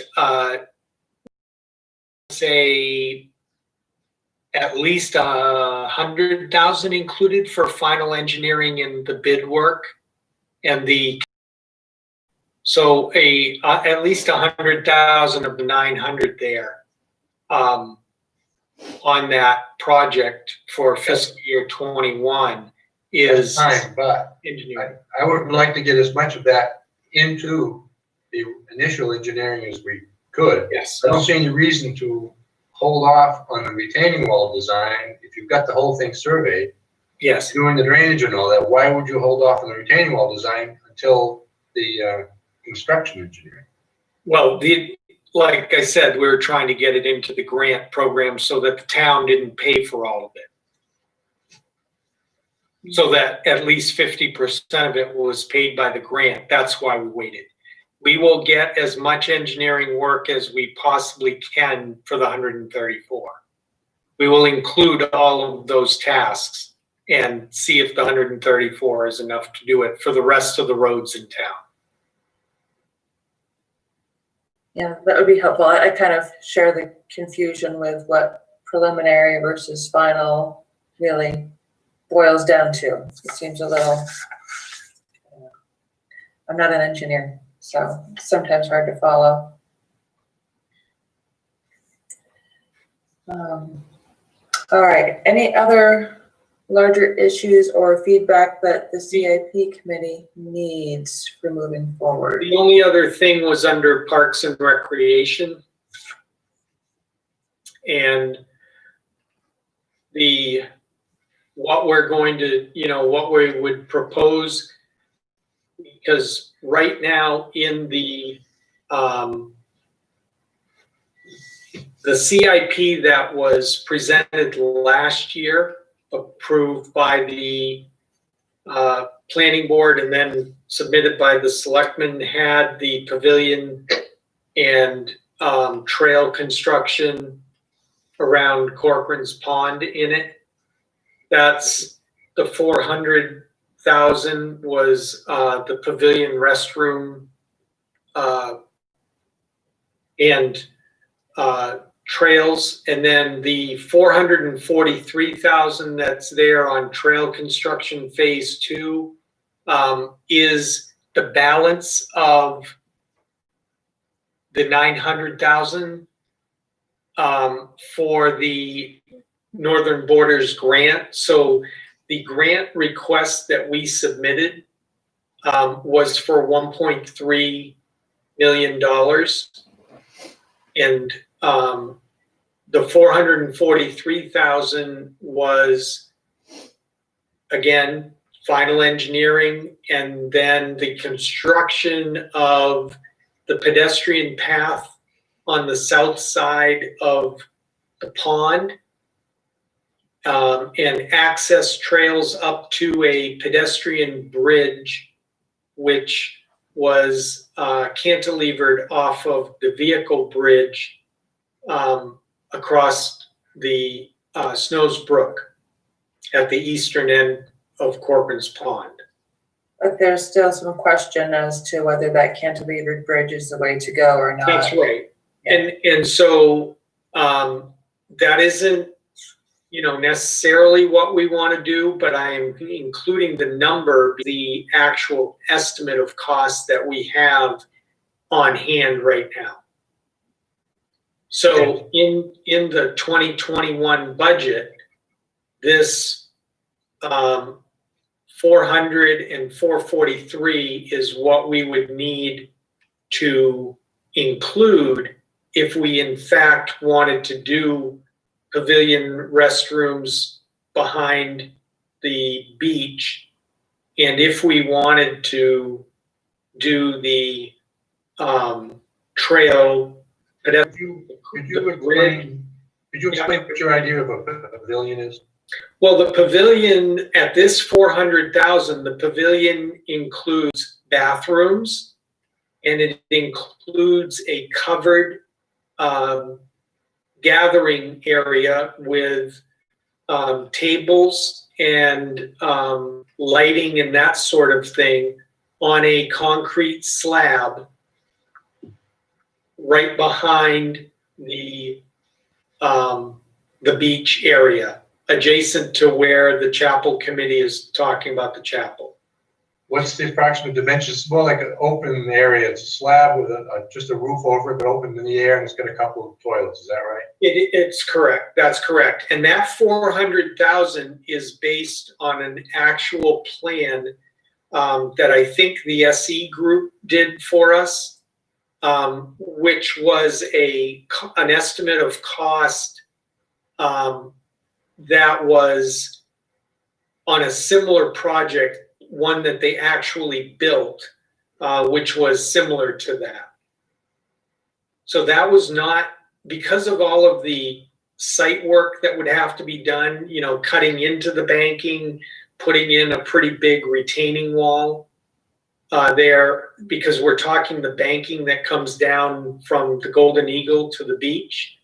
You're talking about having to cut into that so that you don't use up more than half of the beach area. And then actually putting in the slab, making the connection for water and sewer services, etc. So that's not a, it's not a go down to Lowe's and buy a pavilion kit. And the purpose was to service the beach area so that people that were playing volleyball, the rain comes, they run under there, or if people on the beach they can go to the bathroom there instead of going across the bridge down into town. And basically just kind of an area to provide a little bit of shelter when it's necessary. That's correct. Yeah, but it was to service the needs of the chapel and That's right. who are and the wedding services that occur in that area as well. Yeah, that's all of them. All of those activities require additional bathroom facilities. And remember the chapel, as it's been presented to the selectmen, it is just a chapel structure. It has electricity, but it does not have any plumbing at all. So these bathrooms, any water or anything to be complementary to the chapel would come from this pavilion. Right. But I think it's probably the question of how the bottom line adds up and looking at how much needs to be set aside with the wastewater in regards to the tax rate, right? Because we're looking at 850,000 approximately for those two combined. Mm-hmm. So that's sort of the bigger question here, right? Whether we want to move ahead with those next year or whether we want to recommend to move ahead with those next year. And also whether or not the pavilion, the chapel is a lot different than the initial concept from 2 years ago at town meeting. So it's a much more substantial structure. It has a different look than what was originally talked about. And that's where the blue line comes in. I don't know that we're going to even be able, without impacting a lot more of the beach area, I don't even know if we can build a pavilion beside the chapel. Yes. Because you have to have the cross-country ski trail, you have to have access to the beach, because we do need vehicles to go in there every now and then and for maintenance purposes and things like that. Trash collection. Or trash collection, whatever it is. So that's where we've started thinking about what might be some sort of more complementary community center building, maybe not even right at the beach. Maybe it's over by Packard's Field, closer. Yes, this was part of the discussion in the last CIP meeting. Right. And then one of the impacts, COVID changes everything. And COVID has changed the demands of schooling in the town from about 17 to more than 60. One of the impacts has been that the recreation department has essentially been kicked out of its facility. Well, not kicked out as just you can't hold the programs that you were holding before. The midweek, during the day, adult-oriented programming. Right. When the school closed, because of the positive cases, the rec department shut down. We had to send the staff home. Right. Because the building needed to be disinfected and everything. So looking at kind of a longer range, I mean, to be optimistic, COVID will be not something we'll need to worry about as much as we're looking ahead to 22, 23, which is sort of our goal with the CIP here, right? But having 40 or 50 children in the school may be a permanent fixture. It may be. Rather than the 17. So we may have gotten the wish that we were all wishing for the past 10 years. We need more kids in the school. Well, guess what? We got them. We got them, yes. And guess what? You can't run the rec programs, even without COVID restrictions. You still can't run the rec programs midweek the way that we always have. Yes, because the school dominates the entire building now. And rightly so. It was built as a school. Yeah, it's not a complaint. So It's the fact. Just to get the planning board more caught up to speed with the complete conversation, the CIP committee, it sounds like you had, so you're talking about not necessarily a pavilion on the beach, but something closer to the field. Is that what I'm gathering? And that may be right. We're still looking at the pavilion behind the beach. The first thing is to assess whether or not that is still a realistic structure to build, right? Okay. Plus, we don't want it to look like terrible, beside the beautiful chapel. Mark, Michael, I'm actually back from my other meeting. How much? Can we finish answering that question I had before you jump in, Mike? So the answer, Wendy, is number one, we will assess whether or not the pavilion still works there. Can you make it look good, and can you make it functional, and can you make it complementary to the chapel, right? In the location that we had talked about, or do you need to move it somewhere else? And if we move it somewhere else, where is that? And how do we address this new pressure that's being put on the rec department in the existing building with the school? So does it make sense if we have to move to a different location to, instead of simply building a pavilion, to build more of a community center, meeting house type of a building that not only provides the bathrooms and the covered spaces that the pavilion did, but it also becomes where the rec department is so that we can have the daytime and additional programming that we have been talking about. Because we're not going to be able to have that additional rec programming in the current rec department location. If the school stays at the elevated population. That's right. Okay.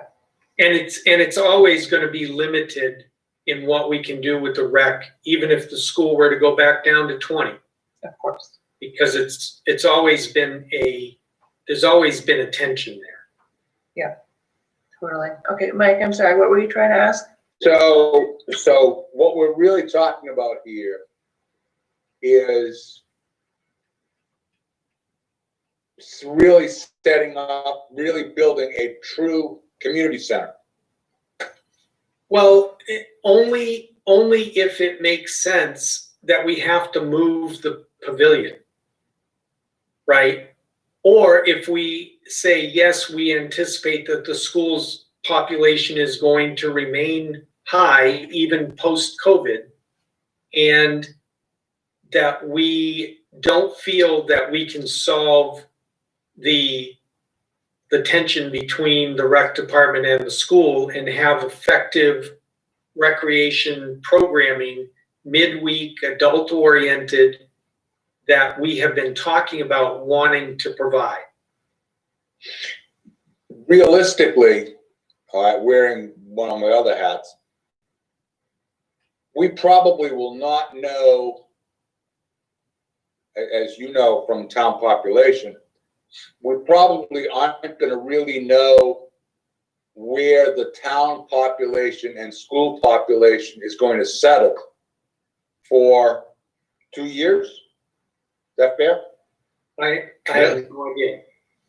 Neither do I, but I mean, so if we're talking about building this pavilion, community center, whatever, how do we do that without knowing where the population of the town, the school, the needs of our more diverse population, et cetera? How do we do that? All right, without I think we have to we're never going to know anything with certainty.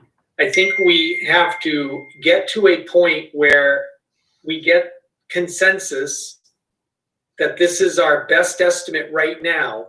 But if we build the chapel, if the chapel committee continues on the path that they are, and within the next 2 to 3 years they build the chapel, which I think is a realistic timeline if they continue to move forward, Yes. You're going to have a chapel there with no bathrooms. Okay? And bathrooms have been an issue even before the chapel. It's what started the whole conversation about the pavilion. So I think we talk about it and we come to a consensus and then we plan something. So we make that decision, no, we're going to build a pavilion. That's all we're going to build. It's going to have 2 bathrooms in it, and it's going to be, it's going to take care of 60 or 70 people in a covered outdoor open air space, because that's a current concept, right? Or no, we're gonna make the big change, and we're going to look at a more comprehensive building, which I just made up the name of community center because I can't think of anything else descriptive about it. That's going to be the new home of the rec department, and it's going to provide us with additional programming while taking care of the bathrooms and the covered space. This is a huge conversation to have with the whole community. This is not for us to solve today. Yes. But if the line is in there to make us start talking about it. Okay. But if we were to build a community center as opposed to the smaller pavilion, that would probably be not adjacent to the chapel.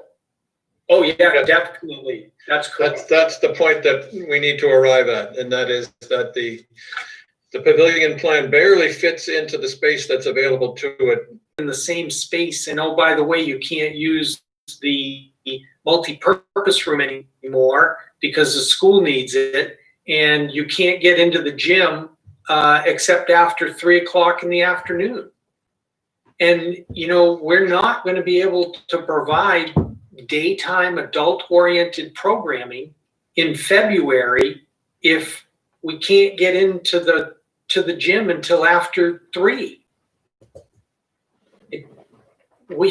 Where is she going to do it, in her office? Right.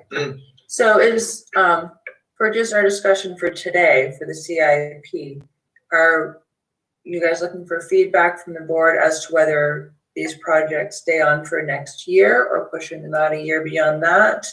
What kind of feedback are you looking for from the board? Right now, I don't think you need a decision, Wendy. I think the decision would be at the CIP committee's got to talk about this some more and actually plug those numbers in wherever they want. But I think understand is critical, because we can't just start thinking about it in February when it's time to do the budget, right? So, I guess I haven't heard everybody weigh in as to what their thoughts are. Does anyone else want to chime in? Well, I think the direction that we should take would be to, one, assume that, well, COVID's not going away in the sense that we're going to have it with us as we have flu or any other influenza. It's a disease and it won't go away. And things will improve, but I think it'll take longer.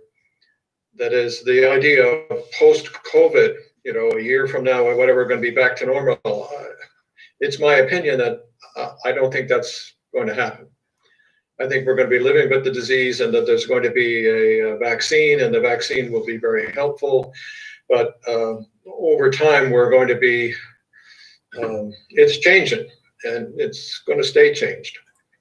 So that brings up the point of, where do we put the recreation department? I think it's valid to consider that a community center is going to be in the plans of the town in the next year or two. That is, we're going to have to consider it. So my recommendation is we think in that direction. All right, any other thoughts?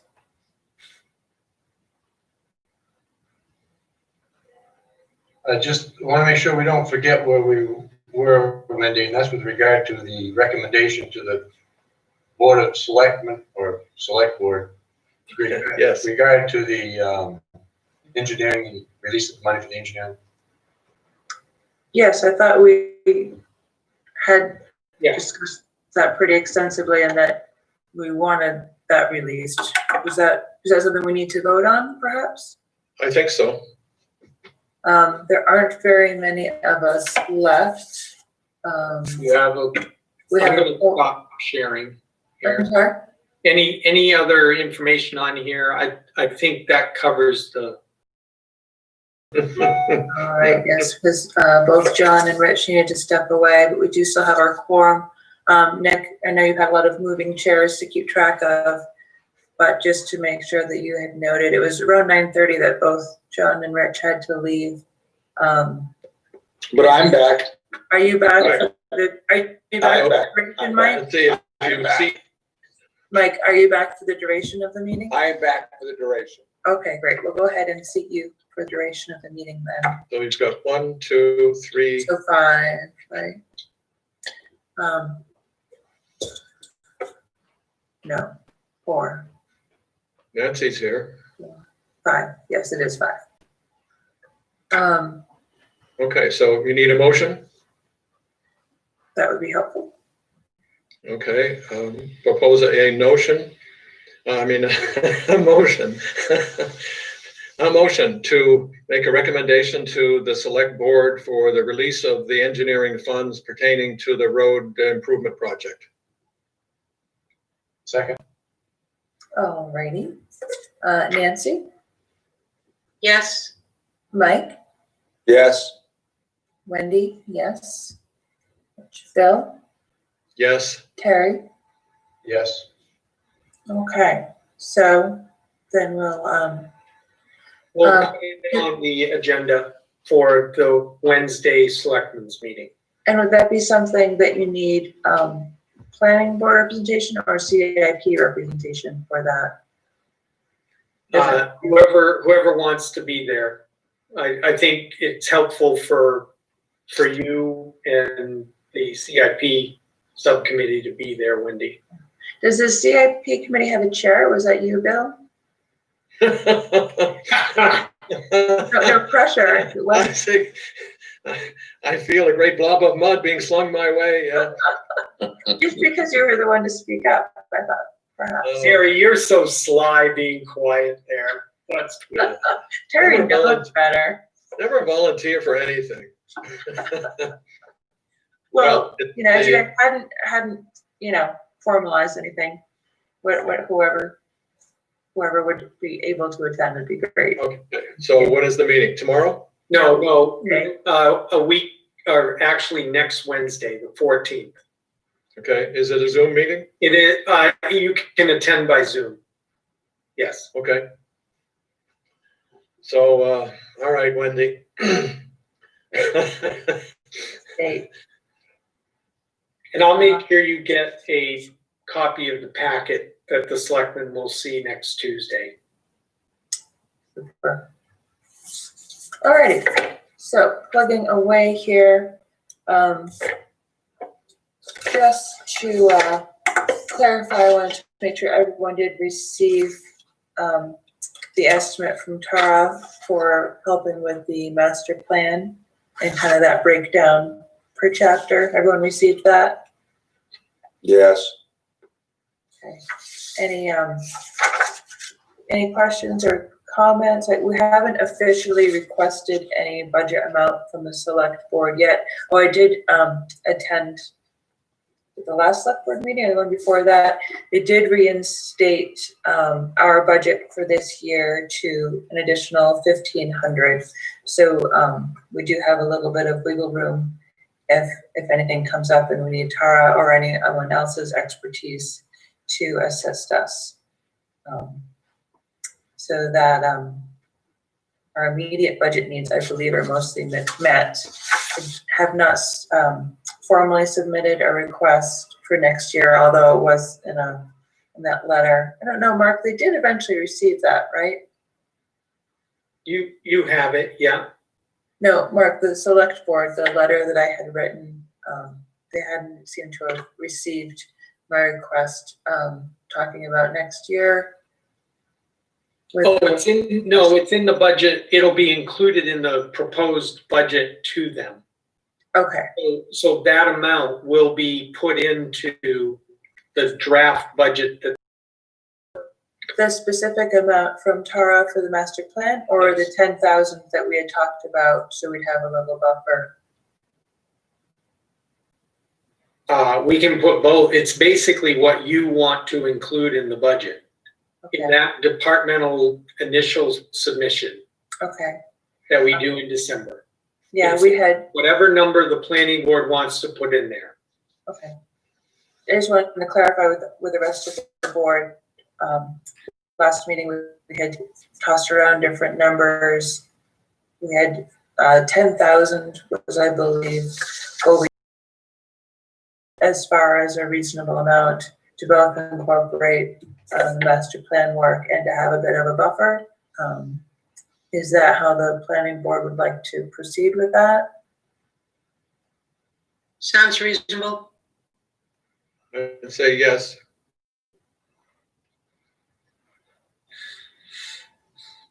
Terry, Mike, any thoughts? No, I think that amount works in all likelihood. But I think we have to start by approving the budget for her to finish our master plan. And is that year or next year? Next year. So right off the bat of the $10,000, 15% of that approximately is gonna go away. 15? Did I blow the math? No. Did I blow the math? You might have looked at the wrong line. The estimated project total for the master plan is about 8,000. Now, For her to do. yeah, So that means that I got the wrong line. So basically, that's 80% of the $10,000. yeah, I wanted to make sure you all had the breakdown because there are some cost savings if we were to do some of the items that were included in here. We'd be able to, Tara was great about providing the breakdown. So we could, this is sort of a very conservative, we could always try to do some of the work ourselves and cut that back a bit. But yes, at this point, that's what we're talking about. That doesn't leave a whole lot, that doesn't leave a whole lot of money. So even if we did some of it ourselves, maybe we cut it back instead of $8,000, we're talking 6, something like, we're just, best, we're just spitballing, throwing out numbers. Yeah. But that doesn't leave a whole lot of other money for other things that we're going to need. That's all I'm suggesting. Would you have another number you think would be better? Me? I just finished working with the superintendents in Plymouth on a whole different problem. I think that, let's use the $8,000 number just to start with. I think you probably need another 5. I mean, I'm just guessing. Well, your guess is as good or better than mine. We can all just sit here and shrug our shoulders and guess. $2,000 clearly is not enough. Okay, I agree. Is my gut. I can see that point for sure. So we're thinking requesting 13,000 with the caveat that we're guessing. We have that, yeah. And of course, anything left over would go back to town. Yeah. Okay, we go with that number. 13. Nancy, Terry, what are you thinking? I know we're all still in that penny pinching mode, so. Yeah, but by the same token, we don't want, you're right, we're in a penny pinching mode, but the other side of the coin is, what we don't want to do is say, all right, we're going to go with the 10, and then all of a sudden, this time next year, we find, hey, we're way off, and we need another 3 or 4 or whatever. That is probably a worse situation than saying we need 13 and have to give $1,000 or $1,500 back. I'd rather be in that situation, I think. Mike, what were the estimated $5,000 expenses you were thinking about? I don't have a clue, Terry. I mean, but we all know that something will happen. We just don't know what, when, or what it's going to be. And one of the things that I've learned, and I know you learned over the course of our business career, is you always got to have a little, we use the word in Yiddish, vigorous, but a little contingency. And $2,000 is just not enough contingency, in my view. It's always easier to give it back if we don't need it. Yeah. Mark? You also have whether or not you want Tara to participate in your meetings. You want that to be every meeting, whether you want it to be quarterly, whether you want it to be on call. Projects are going to come up. Some of that can be borne by the developer, some of that cost, but there may be work that you want her to do that arises from a project that comes up.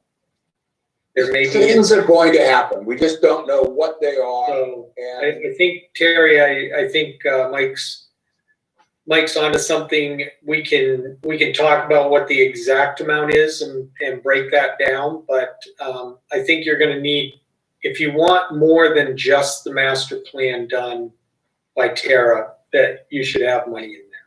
With regard to the development costs that might come up, Mark, what's the situation with the engineer? Weren't we talking about having some sort of an engineer review planning board documents at some point in time? Is that budget part of the planning board budget or is it part of the engineering budget? I thought you were doing that, Terry. Right now, Terry, two things on that. We part of our discussion with HEB was to have them on call for peer reviews. But generally, Tara, correct me if I'm wrong, but generally you can have the developer bear those costs if you want a peer review. So it isn't like we're going to need a huge amount of money for that. And we can get some of it reimbursed or all of it reimbursed. My thing is, if you had, I don't know, you were talking about reviewing a question on the subdiv regs or site plan review regs, and you wanted to get an engineer to provide you with some on what types of plans you would receive, or that sort of thing, where it's more of a consultant mode, that would come out of the planning budget. The answer is we don't know what we're going to need, but clearly $2,000, even if it's just having Tara there quarterly for us to be there, we're going to eat that money away like water. So I'm just saying, let's give ourselves a little bit of room. Worst comes to worst, we have to give some money back. That's not the worst of all situations. Just be careful. We know something's going to happen. We just don't know what it is. Okay. And the other thing that maybe we can look at and we can talk to the selectmen about is creating reserve accounts rather than budgeting this money every year. Yeah. So just put it on as a separate warrant article. Let town meeting talk about it and appropriate it for a specific use. And then it'll be there. We can carry it year to year. We have really gotten away from those types of accounts, and we keep having to raise this money each year in the budget and have these discussions. Whereas if we just appropriated, whatever. You mean like encumber a certain amount of money? If you don't use it, it gets carried to the next year. So that's meaning, you mean like encumber that money? Yes, we will put it into an account so that at the end of the year, whatever you don't use gets encumbered and it just gets moved forward. Yeah, that would make sense. Be like, And then you can have a relatively or very small number, like your regular 2,500 or whatever for incidentals. If you wanted to do a special mailing or whatever it is, you would have that in the operating budget, and then you'd have your reserve that you use for the bigger items. Okay, so that's just another approach that you can talk to. Good approach. Yeah. So something else we could talk with the select board next week. Yeah. About. Any other thoughts, Nancy, on that 13 versus 10 number? Well, I think Mike is onto something, and I think 13 sounds better than 10. It makes more sense because he's right. Something always comes up. It is amazing. All right. So I will. What is the official way to submit that, Mark? Just go to the select board meeting next week, or does it need to be in writing? Is there a certain? I would put it in an email to us, and we'll put it in the budget folder. Okay. Great. Done.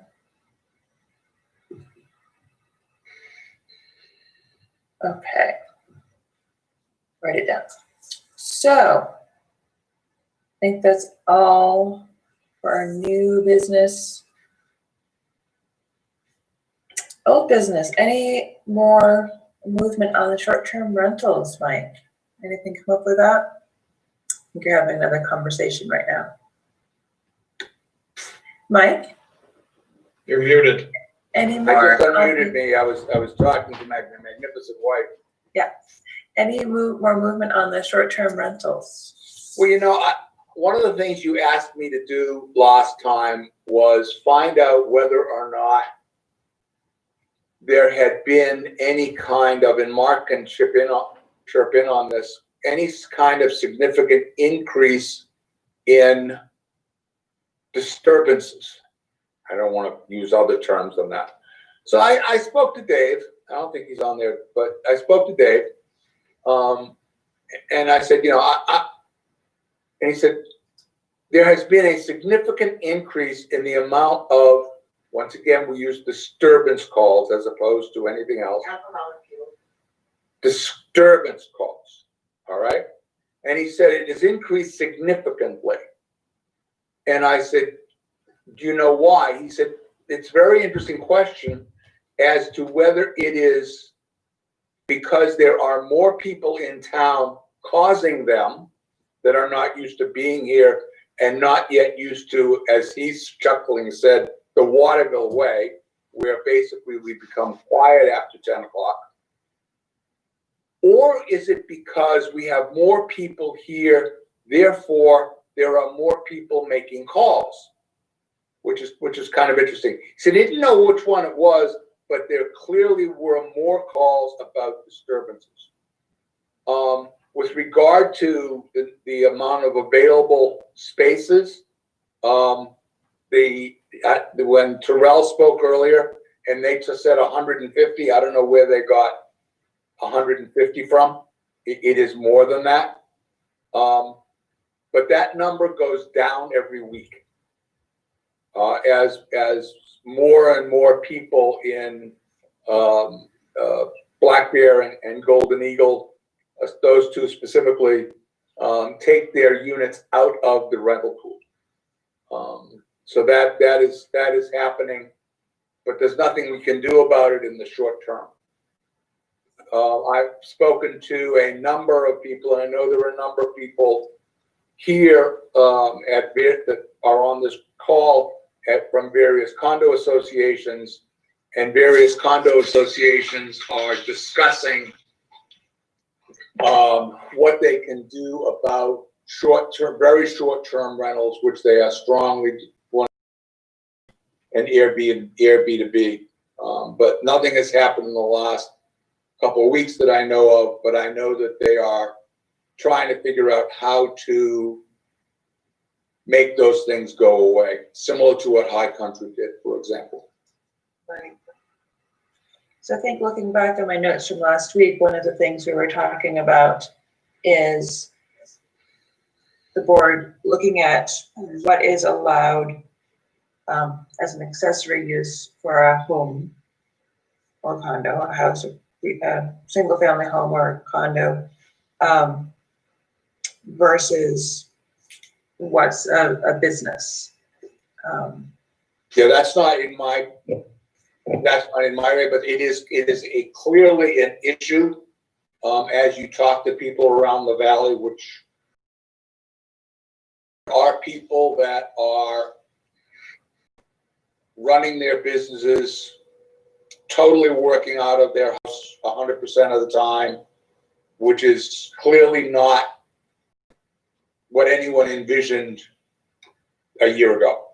No, sorry, what I was meaning is renting short-term as a business use for a home versus as an accessory use that you're there for whatever, 6 months of the year and you rent it out for the other season. I think there's a legal question there. Whereas if something is in a residential area, for example, can they rent it out to a business if it's a residential area? No, not rent out to a business. I guess I'm not being clear. What we had talked about last month, at least. A business of renting. But yes, the business of renting out. If the house is owned as a business to rent out for short term versus if it's a residence that's owned for usage by the owner. That is in our, as I understand it in talking to people, that is in our purview, because if they are in a residential area, which is what we're talking about, and they rent it out, and it is done for rent, is that a business which is contrary to their zoning? Right, particularly in the LDR, was where we wanted to focus. Can I just add in, I don't have the chart handy that I put together for you, but I think I had put it together and sent it out to kind of outline what your zoning does and doesn't say about it. And one of the problems now is that your zoning is silent on it. So technically, as Mike said, that means it's not allowed, but it's going on. So it becomes an issue of uneven enforcement if you have some people not doing it because it's not allowed and other people doing it because it's silent. And one of the things that communities and planning boards have to decide, I mean, really, one of the questions, if you were to put something in your zoning about it, is how many days of the year feels like an accessory use of a residential dwelling, and how many days, and this is what I go through with other communities, that conversation, and how many days is it a business? And one of the things you need to think about to decide is, in your community, is it okay to have people buying homes for the purpose of renting them out as short-term rentals? And does that vary by zone? Right, it might vary by zone. It definitely varies by community. I just, wrote zoning amendments for this year for another community. Doesn't want businesses, short-term rental businesses in residential neighborhoods. So they really thought about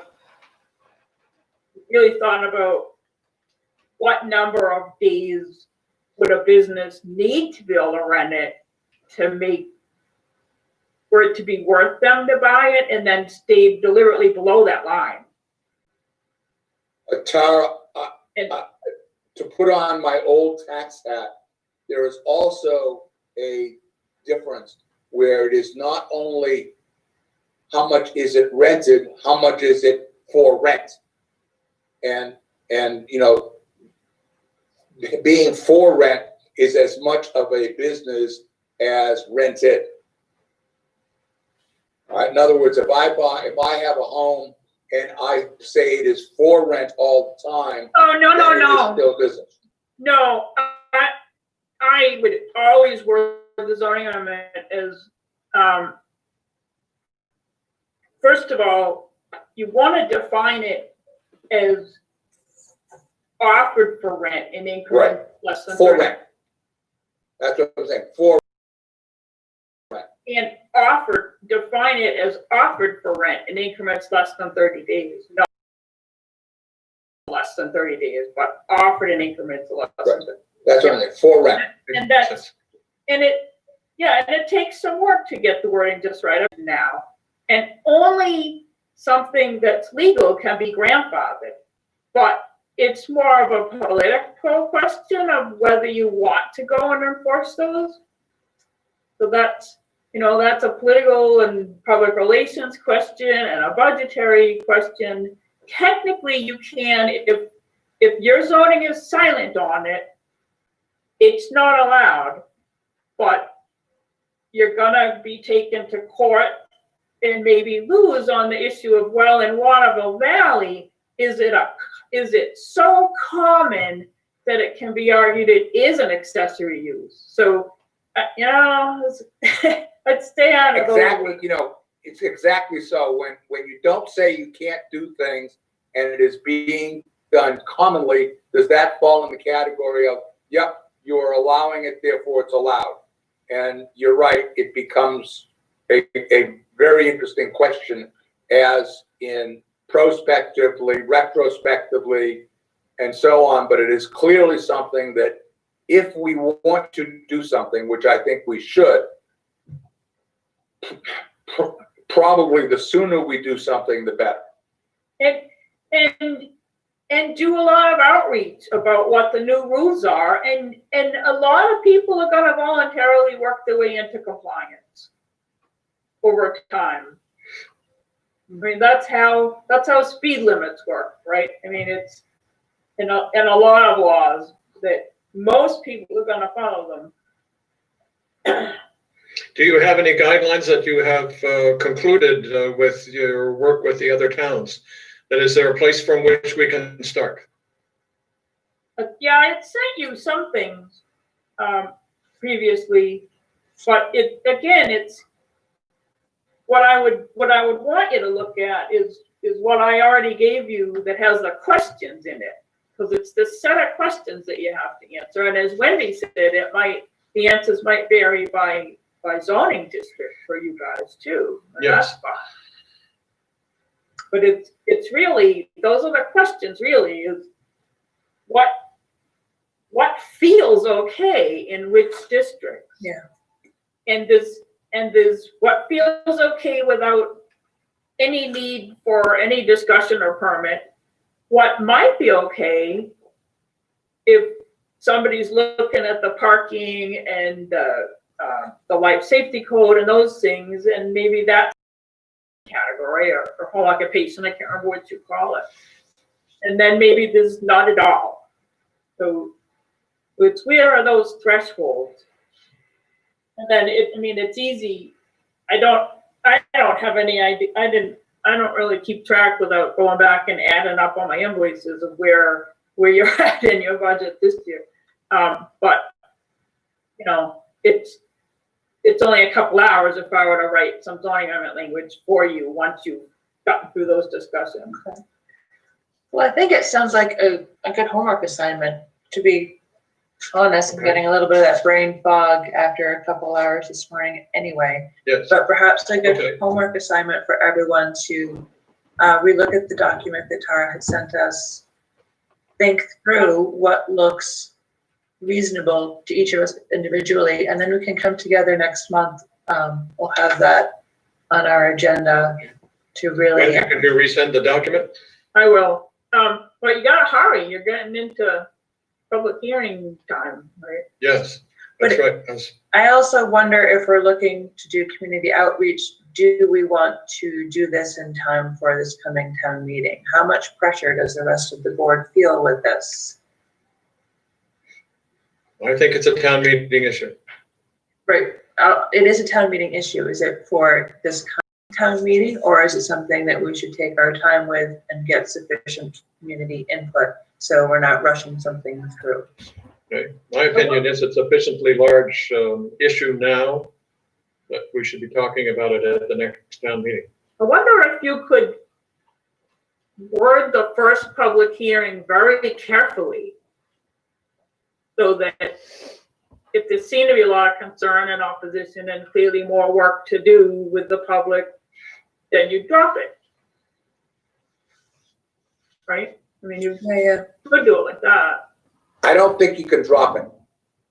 I think that it is something that clearly needs to be addressed.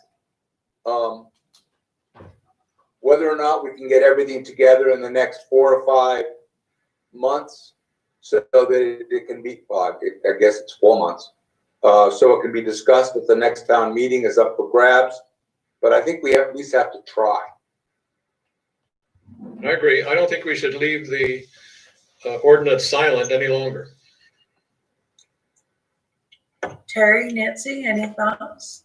I'm gonna call on you guys. I just, are we limiting our ideas to low density residential, or are we rolling it over into HDR as well because of this, Airbnb thing? I think we were talking about addressing all the different zones. Sorry, Tara. What were you saying? Yeah, I think you're gonna have to, even if, I mean, you can have different rules in different zones, but you're gonna have to say what it is for each zone. Because if it's in HDR, I think the imminency of it is not that great, because the associations or the condominiums can have their own rules and so forth. If it's the LDR, It's already not permitted. Lodging is already not permitted, as Tara said. And I'm not sure it's that urgent. I think the Airbnb is the urgent thing. And it's not permitted already in LDR, and the associations can handle it in HDR. Well, anywhere that lodging is permitted, you don't really have an issue. It's really places like the LDR where it's not permitted, but we know people are doing it, that some rules would get your arms around it. What else can you say, Tara, other than it's not permitted? I mean, that pretty much says it. But you're not enforcing that. So clearly the will of the community is to permit some. Well, that being the case, it's a matter of enforcement. I don't know, how do you take something that already exists and make it exist? Well, you articulate to what extent it's included in the definition of an accessory use. And you articulate to what extent it's okay as a home business. And then past that, it's not allowed.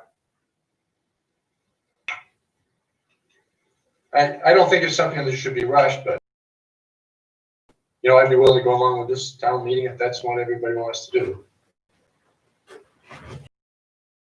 Yes. Well, I'm thinking about where I am right now, in Rancho Mirage. They allow you to do these things, but you have to register with the town, and then the town actually comes and does a safety inspection, which I think is important. And then they also charge you. So the town makes a little money off of it. But it's also a safety issue. So I don't know whether legally it might make sense for us to take an interest in this rather than look the other way and end up with a problem. There's a different way that, this might be what Mark's gonna say, but there's a different way that you can require a registration, and that's an ordinance that the select board passes on their own. It doesn't need town meeting, but I've talked to a couple of attorneys about the question of, well, can you require some short-term rentals to register and not others and meet the safety code? Because the hotel, the condos, right there, you have to include all of them. And I municipal association, Steve Buckley said yes. And so I'm really encouraging towns to get an input from your own town council before you go the route of a select board ordinance. Mark, what were you gonna add? I think Chris stepped away. I was gonna have him weigh in. It's fine to adopt additional regulations, whether it's a zoning ordinance change or whether it's a selectman's ordinance or however we do it. Enforcement of this is the issue. And it is virtually impossible, given the transient nature of our community and the second homeowners that already are constantly in and out of the valley, to ask any public safety person or Chris as a code enforcement officer or anyone, even if we had a person just dedicated to this, how are they going to enforce it if somebody is renting their house on Airbnb and they have 5 different people come into the house during the week? Each night it's a different person. I mean, we're not going to watch houses and log in different cars with different license plates and then go and accuse them of running an Airbnb rental from their house. And I don't know that we should troll Airbnb and, you know, jump on every single house that's in Waterville Valley. I mean, how do you enforce it? Well, is it, Mark, what about- we would bring in the nuisance definition that we had talked about before? I guess that's why my gut feeling is that it's so prevalent in Waterville Valley that what you should be looking to do isn't necessarily ban it at all, but get your arms around it as, you know, require some steps as a home business. And then when you are aware that somebody is doing that, you know, send them a letter that they need to come for a second interview or whatnot, or whatever process you decide. But it's really so that you can manage Tara, the life safety code is a key. Where do we draw the line? So I own a house in Waterville Valley. It's in the low density residential zone. And I'm a second homeowner. I spend 2 weeks a year up there, one in the summer and one in the winter. And the rest of the time, I offer the key out to my nieces and nephews, or I put it on Airbnb and try to make a few bucks by renting it for a weekend for people to come up and ski, or whatever the situation is. I mean, you could have we do have properties that have different people in them all throughout the year.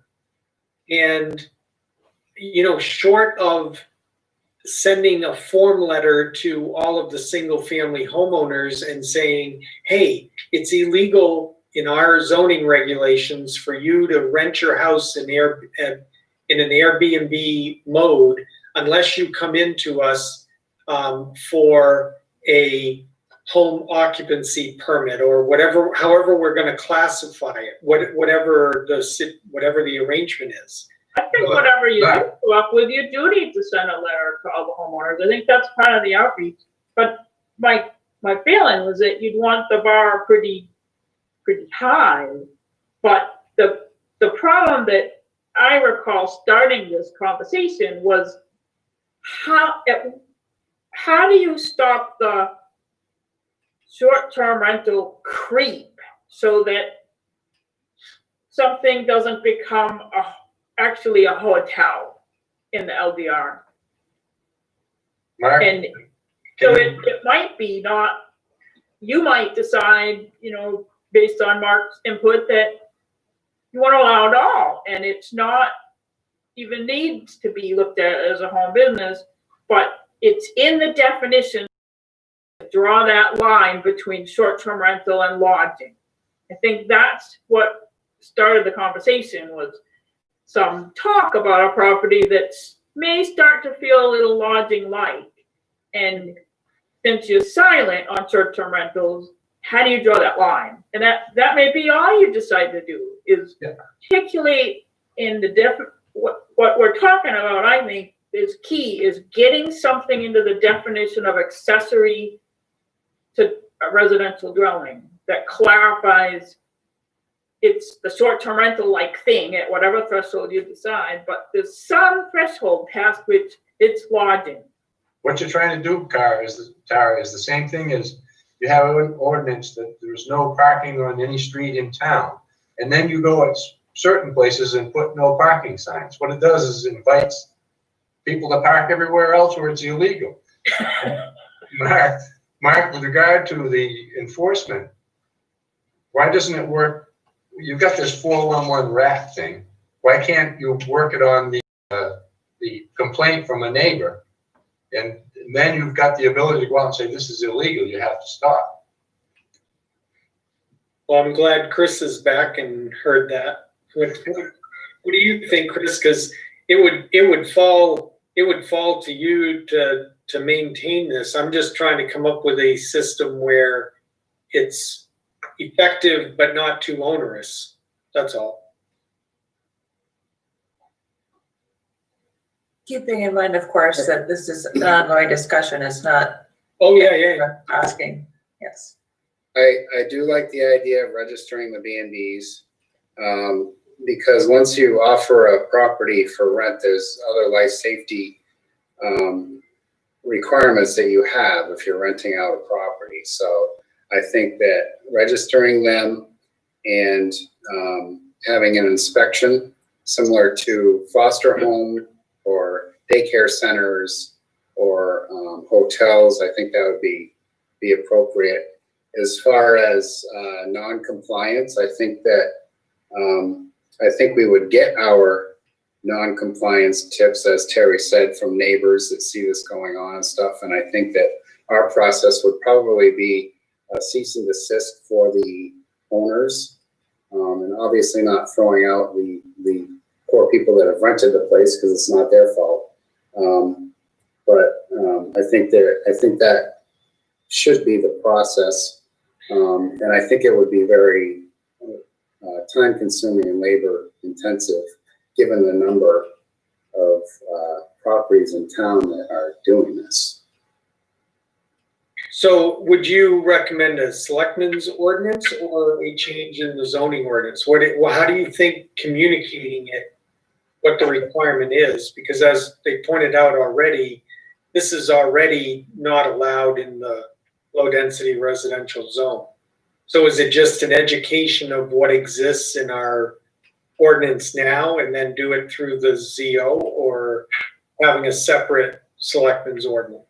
I think having something separate so it's more definitive, because I don't think that, I think it gives us more traction if it comes to litigation or if it comes to non-compliance. I think having an actual ordinance or specific zoning that outlines it is easier for enforcement. But it was interesting, Chris, that you used the term B&B, because I think that's what the conversation is about. B&B is not allowed in the LDR, but how do you stop some of these short-term rentals from creeping into an illegal B&B in the LDR? That's the conversation I heard a couple of months ago. Right, and the question is, do we want to stop them, or do we want to regulate them, or do we want to be silent on them? Exactly. I think that's where it gets back to our little homework project. I believe it was a half an hour ago that I suggested that and mentioned the brain fog, which is only getting worse. So why don't we table this for today? Is this my fault?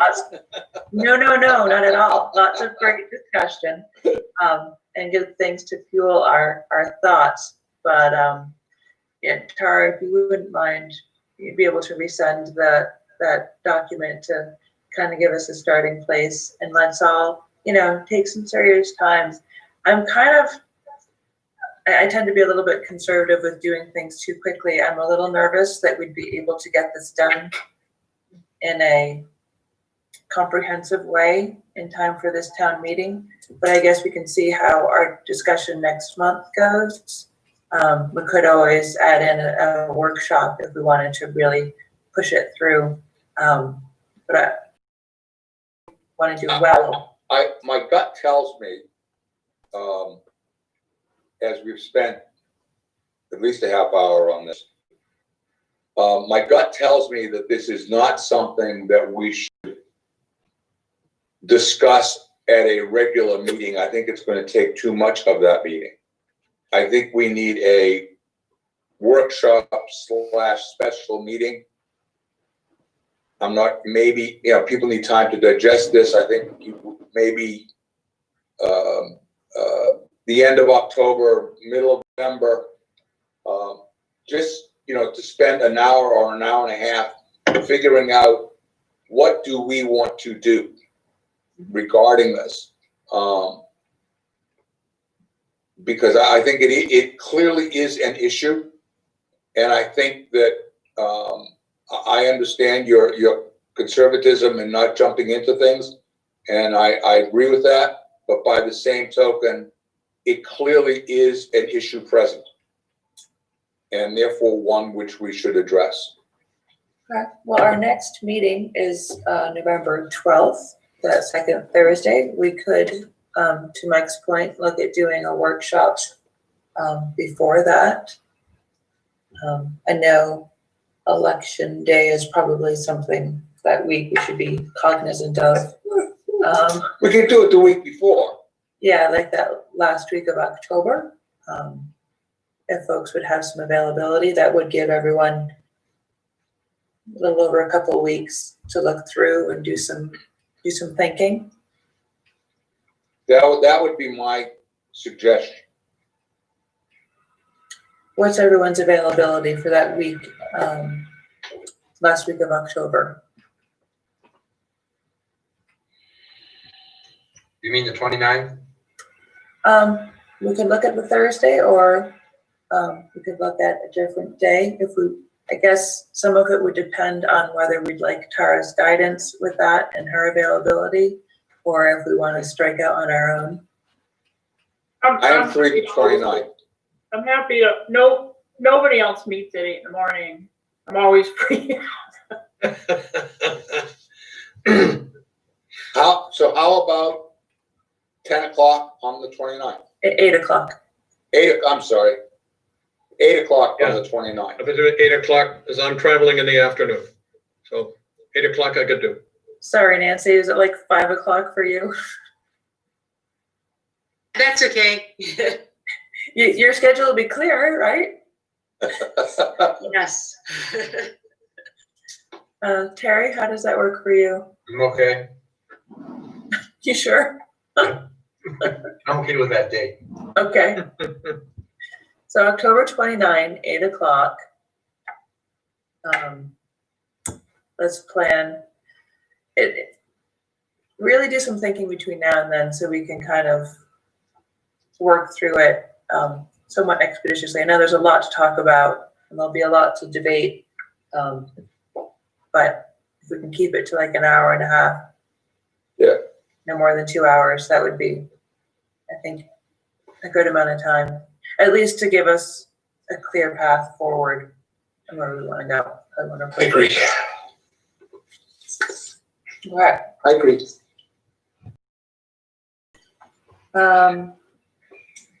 Next on our agenda, street parking. To be honest, I'm not sure where we had left off with that. I think if you are successful in getting the selectmen to do the engineering of the roads, that should be one of the tasks, is that they come up with recommendations. And have the discussion during that engineering project. That makes sense.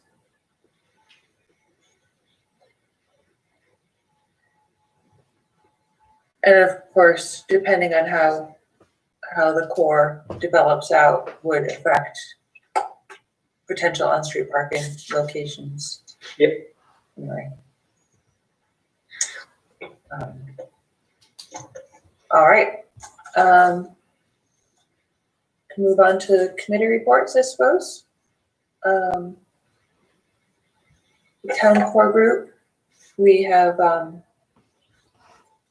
we had met, last month. I believe it was a week after planning board, and just reviewed the fact, of course, as we mentioned, we did not receive the grant. Looking for kind of the best next step for us, and understanding overarching everything is the need for being a bit conservative with spending. So we're just taking a step back, kind of going to reevaluate, probably work through different options for making the trail around Corcoran Pond, different bridge options there, crossing options there. It's about where we're at. I'm forgetting. Yeah, I think getting the town core working group involved in this whole question about the community center versus pavilion and prioritizing where the trail project fits in given what Tyrell briefed today, we could be looking at maybe waiting longer on the trail till like the boutique hotel that they talked about today and all of that sort of thing. Kind of, it may be necessary to hold off on that. Exactly. And maybe put that money towards, if the community center costs more than the pavilion, utilize that. Yeah, well, optimistic. I agree. Then maybe, maybe there are some changing priorities there.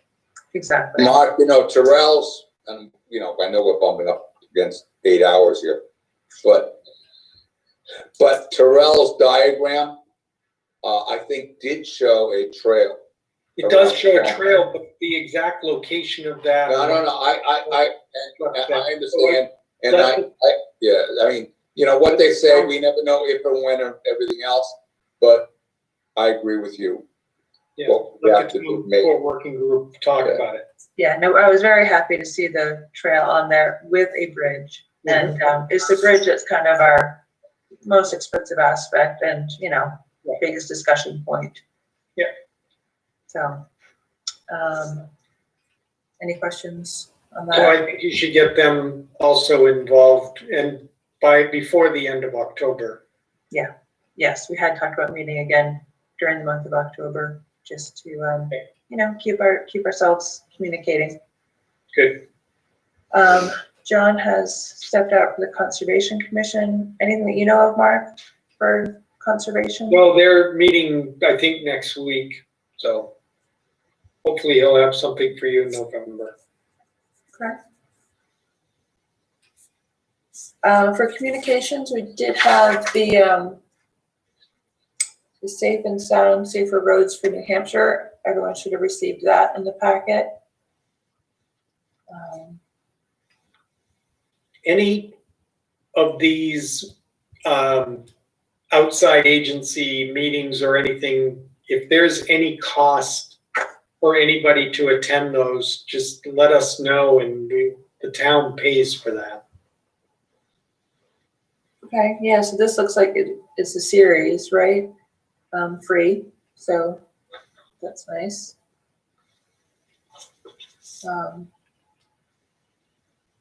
Nice and bright and early in the morning. So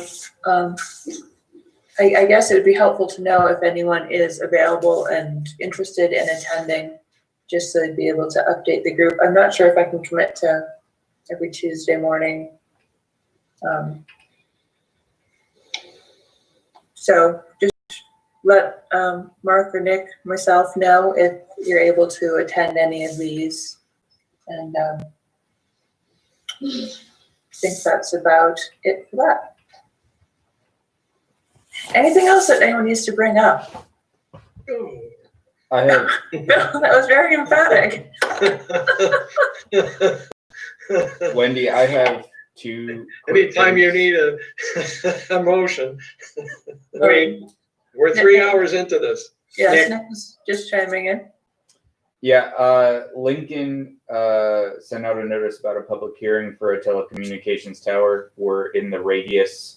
So the public hearing is going to be on Zoom or at the town hall on October 14th at 6 p.m. If anyone would like to go to that, I have the announcement at the office. And then one thing that I noticed wasn't on the agenda, but everyone received was the subdiv forms. If there were any small or big changes that people needed for that. That's right. They can This just big stack of papers right in front of me. Yeah. Completely overlooked. Since Thank we you. want to end the meeting sometime soon, people can email me those and I can look through the changes if anyone has stuff they would like. Okay. Can you also send out the notice for us for that Lincoln Communications Tower Yes. meeting? Thank you. So yes, the forms. You know where they want to put it? No, we don't. because you said we're in the radius, which, We're in the radius because of boundaries and okay, I understand. No, I don't want to spend any more time on it. I'm not trying to curtail discussion, I'm sorry. No. I mean, there's no sense talking about something when we don't know what we're talking about. Although we're very good at that. So yeah, and thank you for the reminder, Nick, the subdivision forms, we did have sent out with the minutes and everything else, agenda. Basically just looking for other sets of eyes to make sure we've got all of the edits on those. Nancy, you're smiling. Yeah, so do I just send comments back to Nick? I think that would probably be the easiest thing, because if that would work best for you, Nick. Yep, it would. Unless if there's anything that you feel like would affect the content or the, is it mostly editing things, or we should probably discuss anything that changes any meanings? No, it's editing. There's still a few things. Okay. Anyone else have any comments about the forms? Okay, well, same type of idea. If you look through them, we're trying to wrap them up, so sooner rather than later, if you can read through and double check for any edits, get those to Nick. That would be great. Okay, so we'd already talked about the calendar, but as a review, we will have our workshop, 8 o'clock, October 29th, that Thursday, looking at the short-term rentals. And then our next regular planning board meeting, Thursday, November 12th, again at 8 o'clock.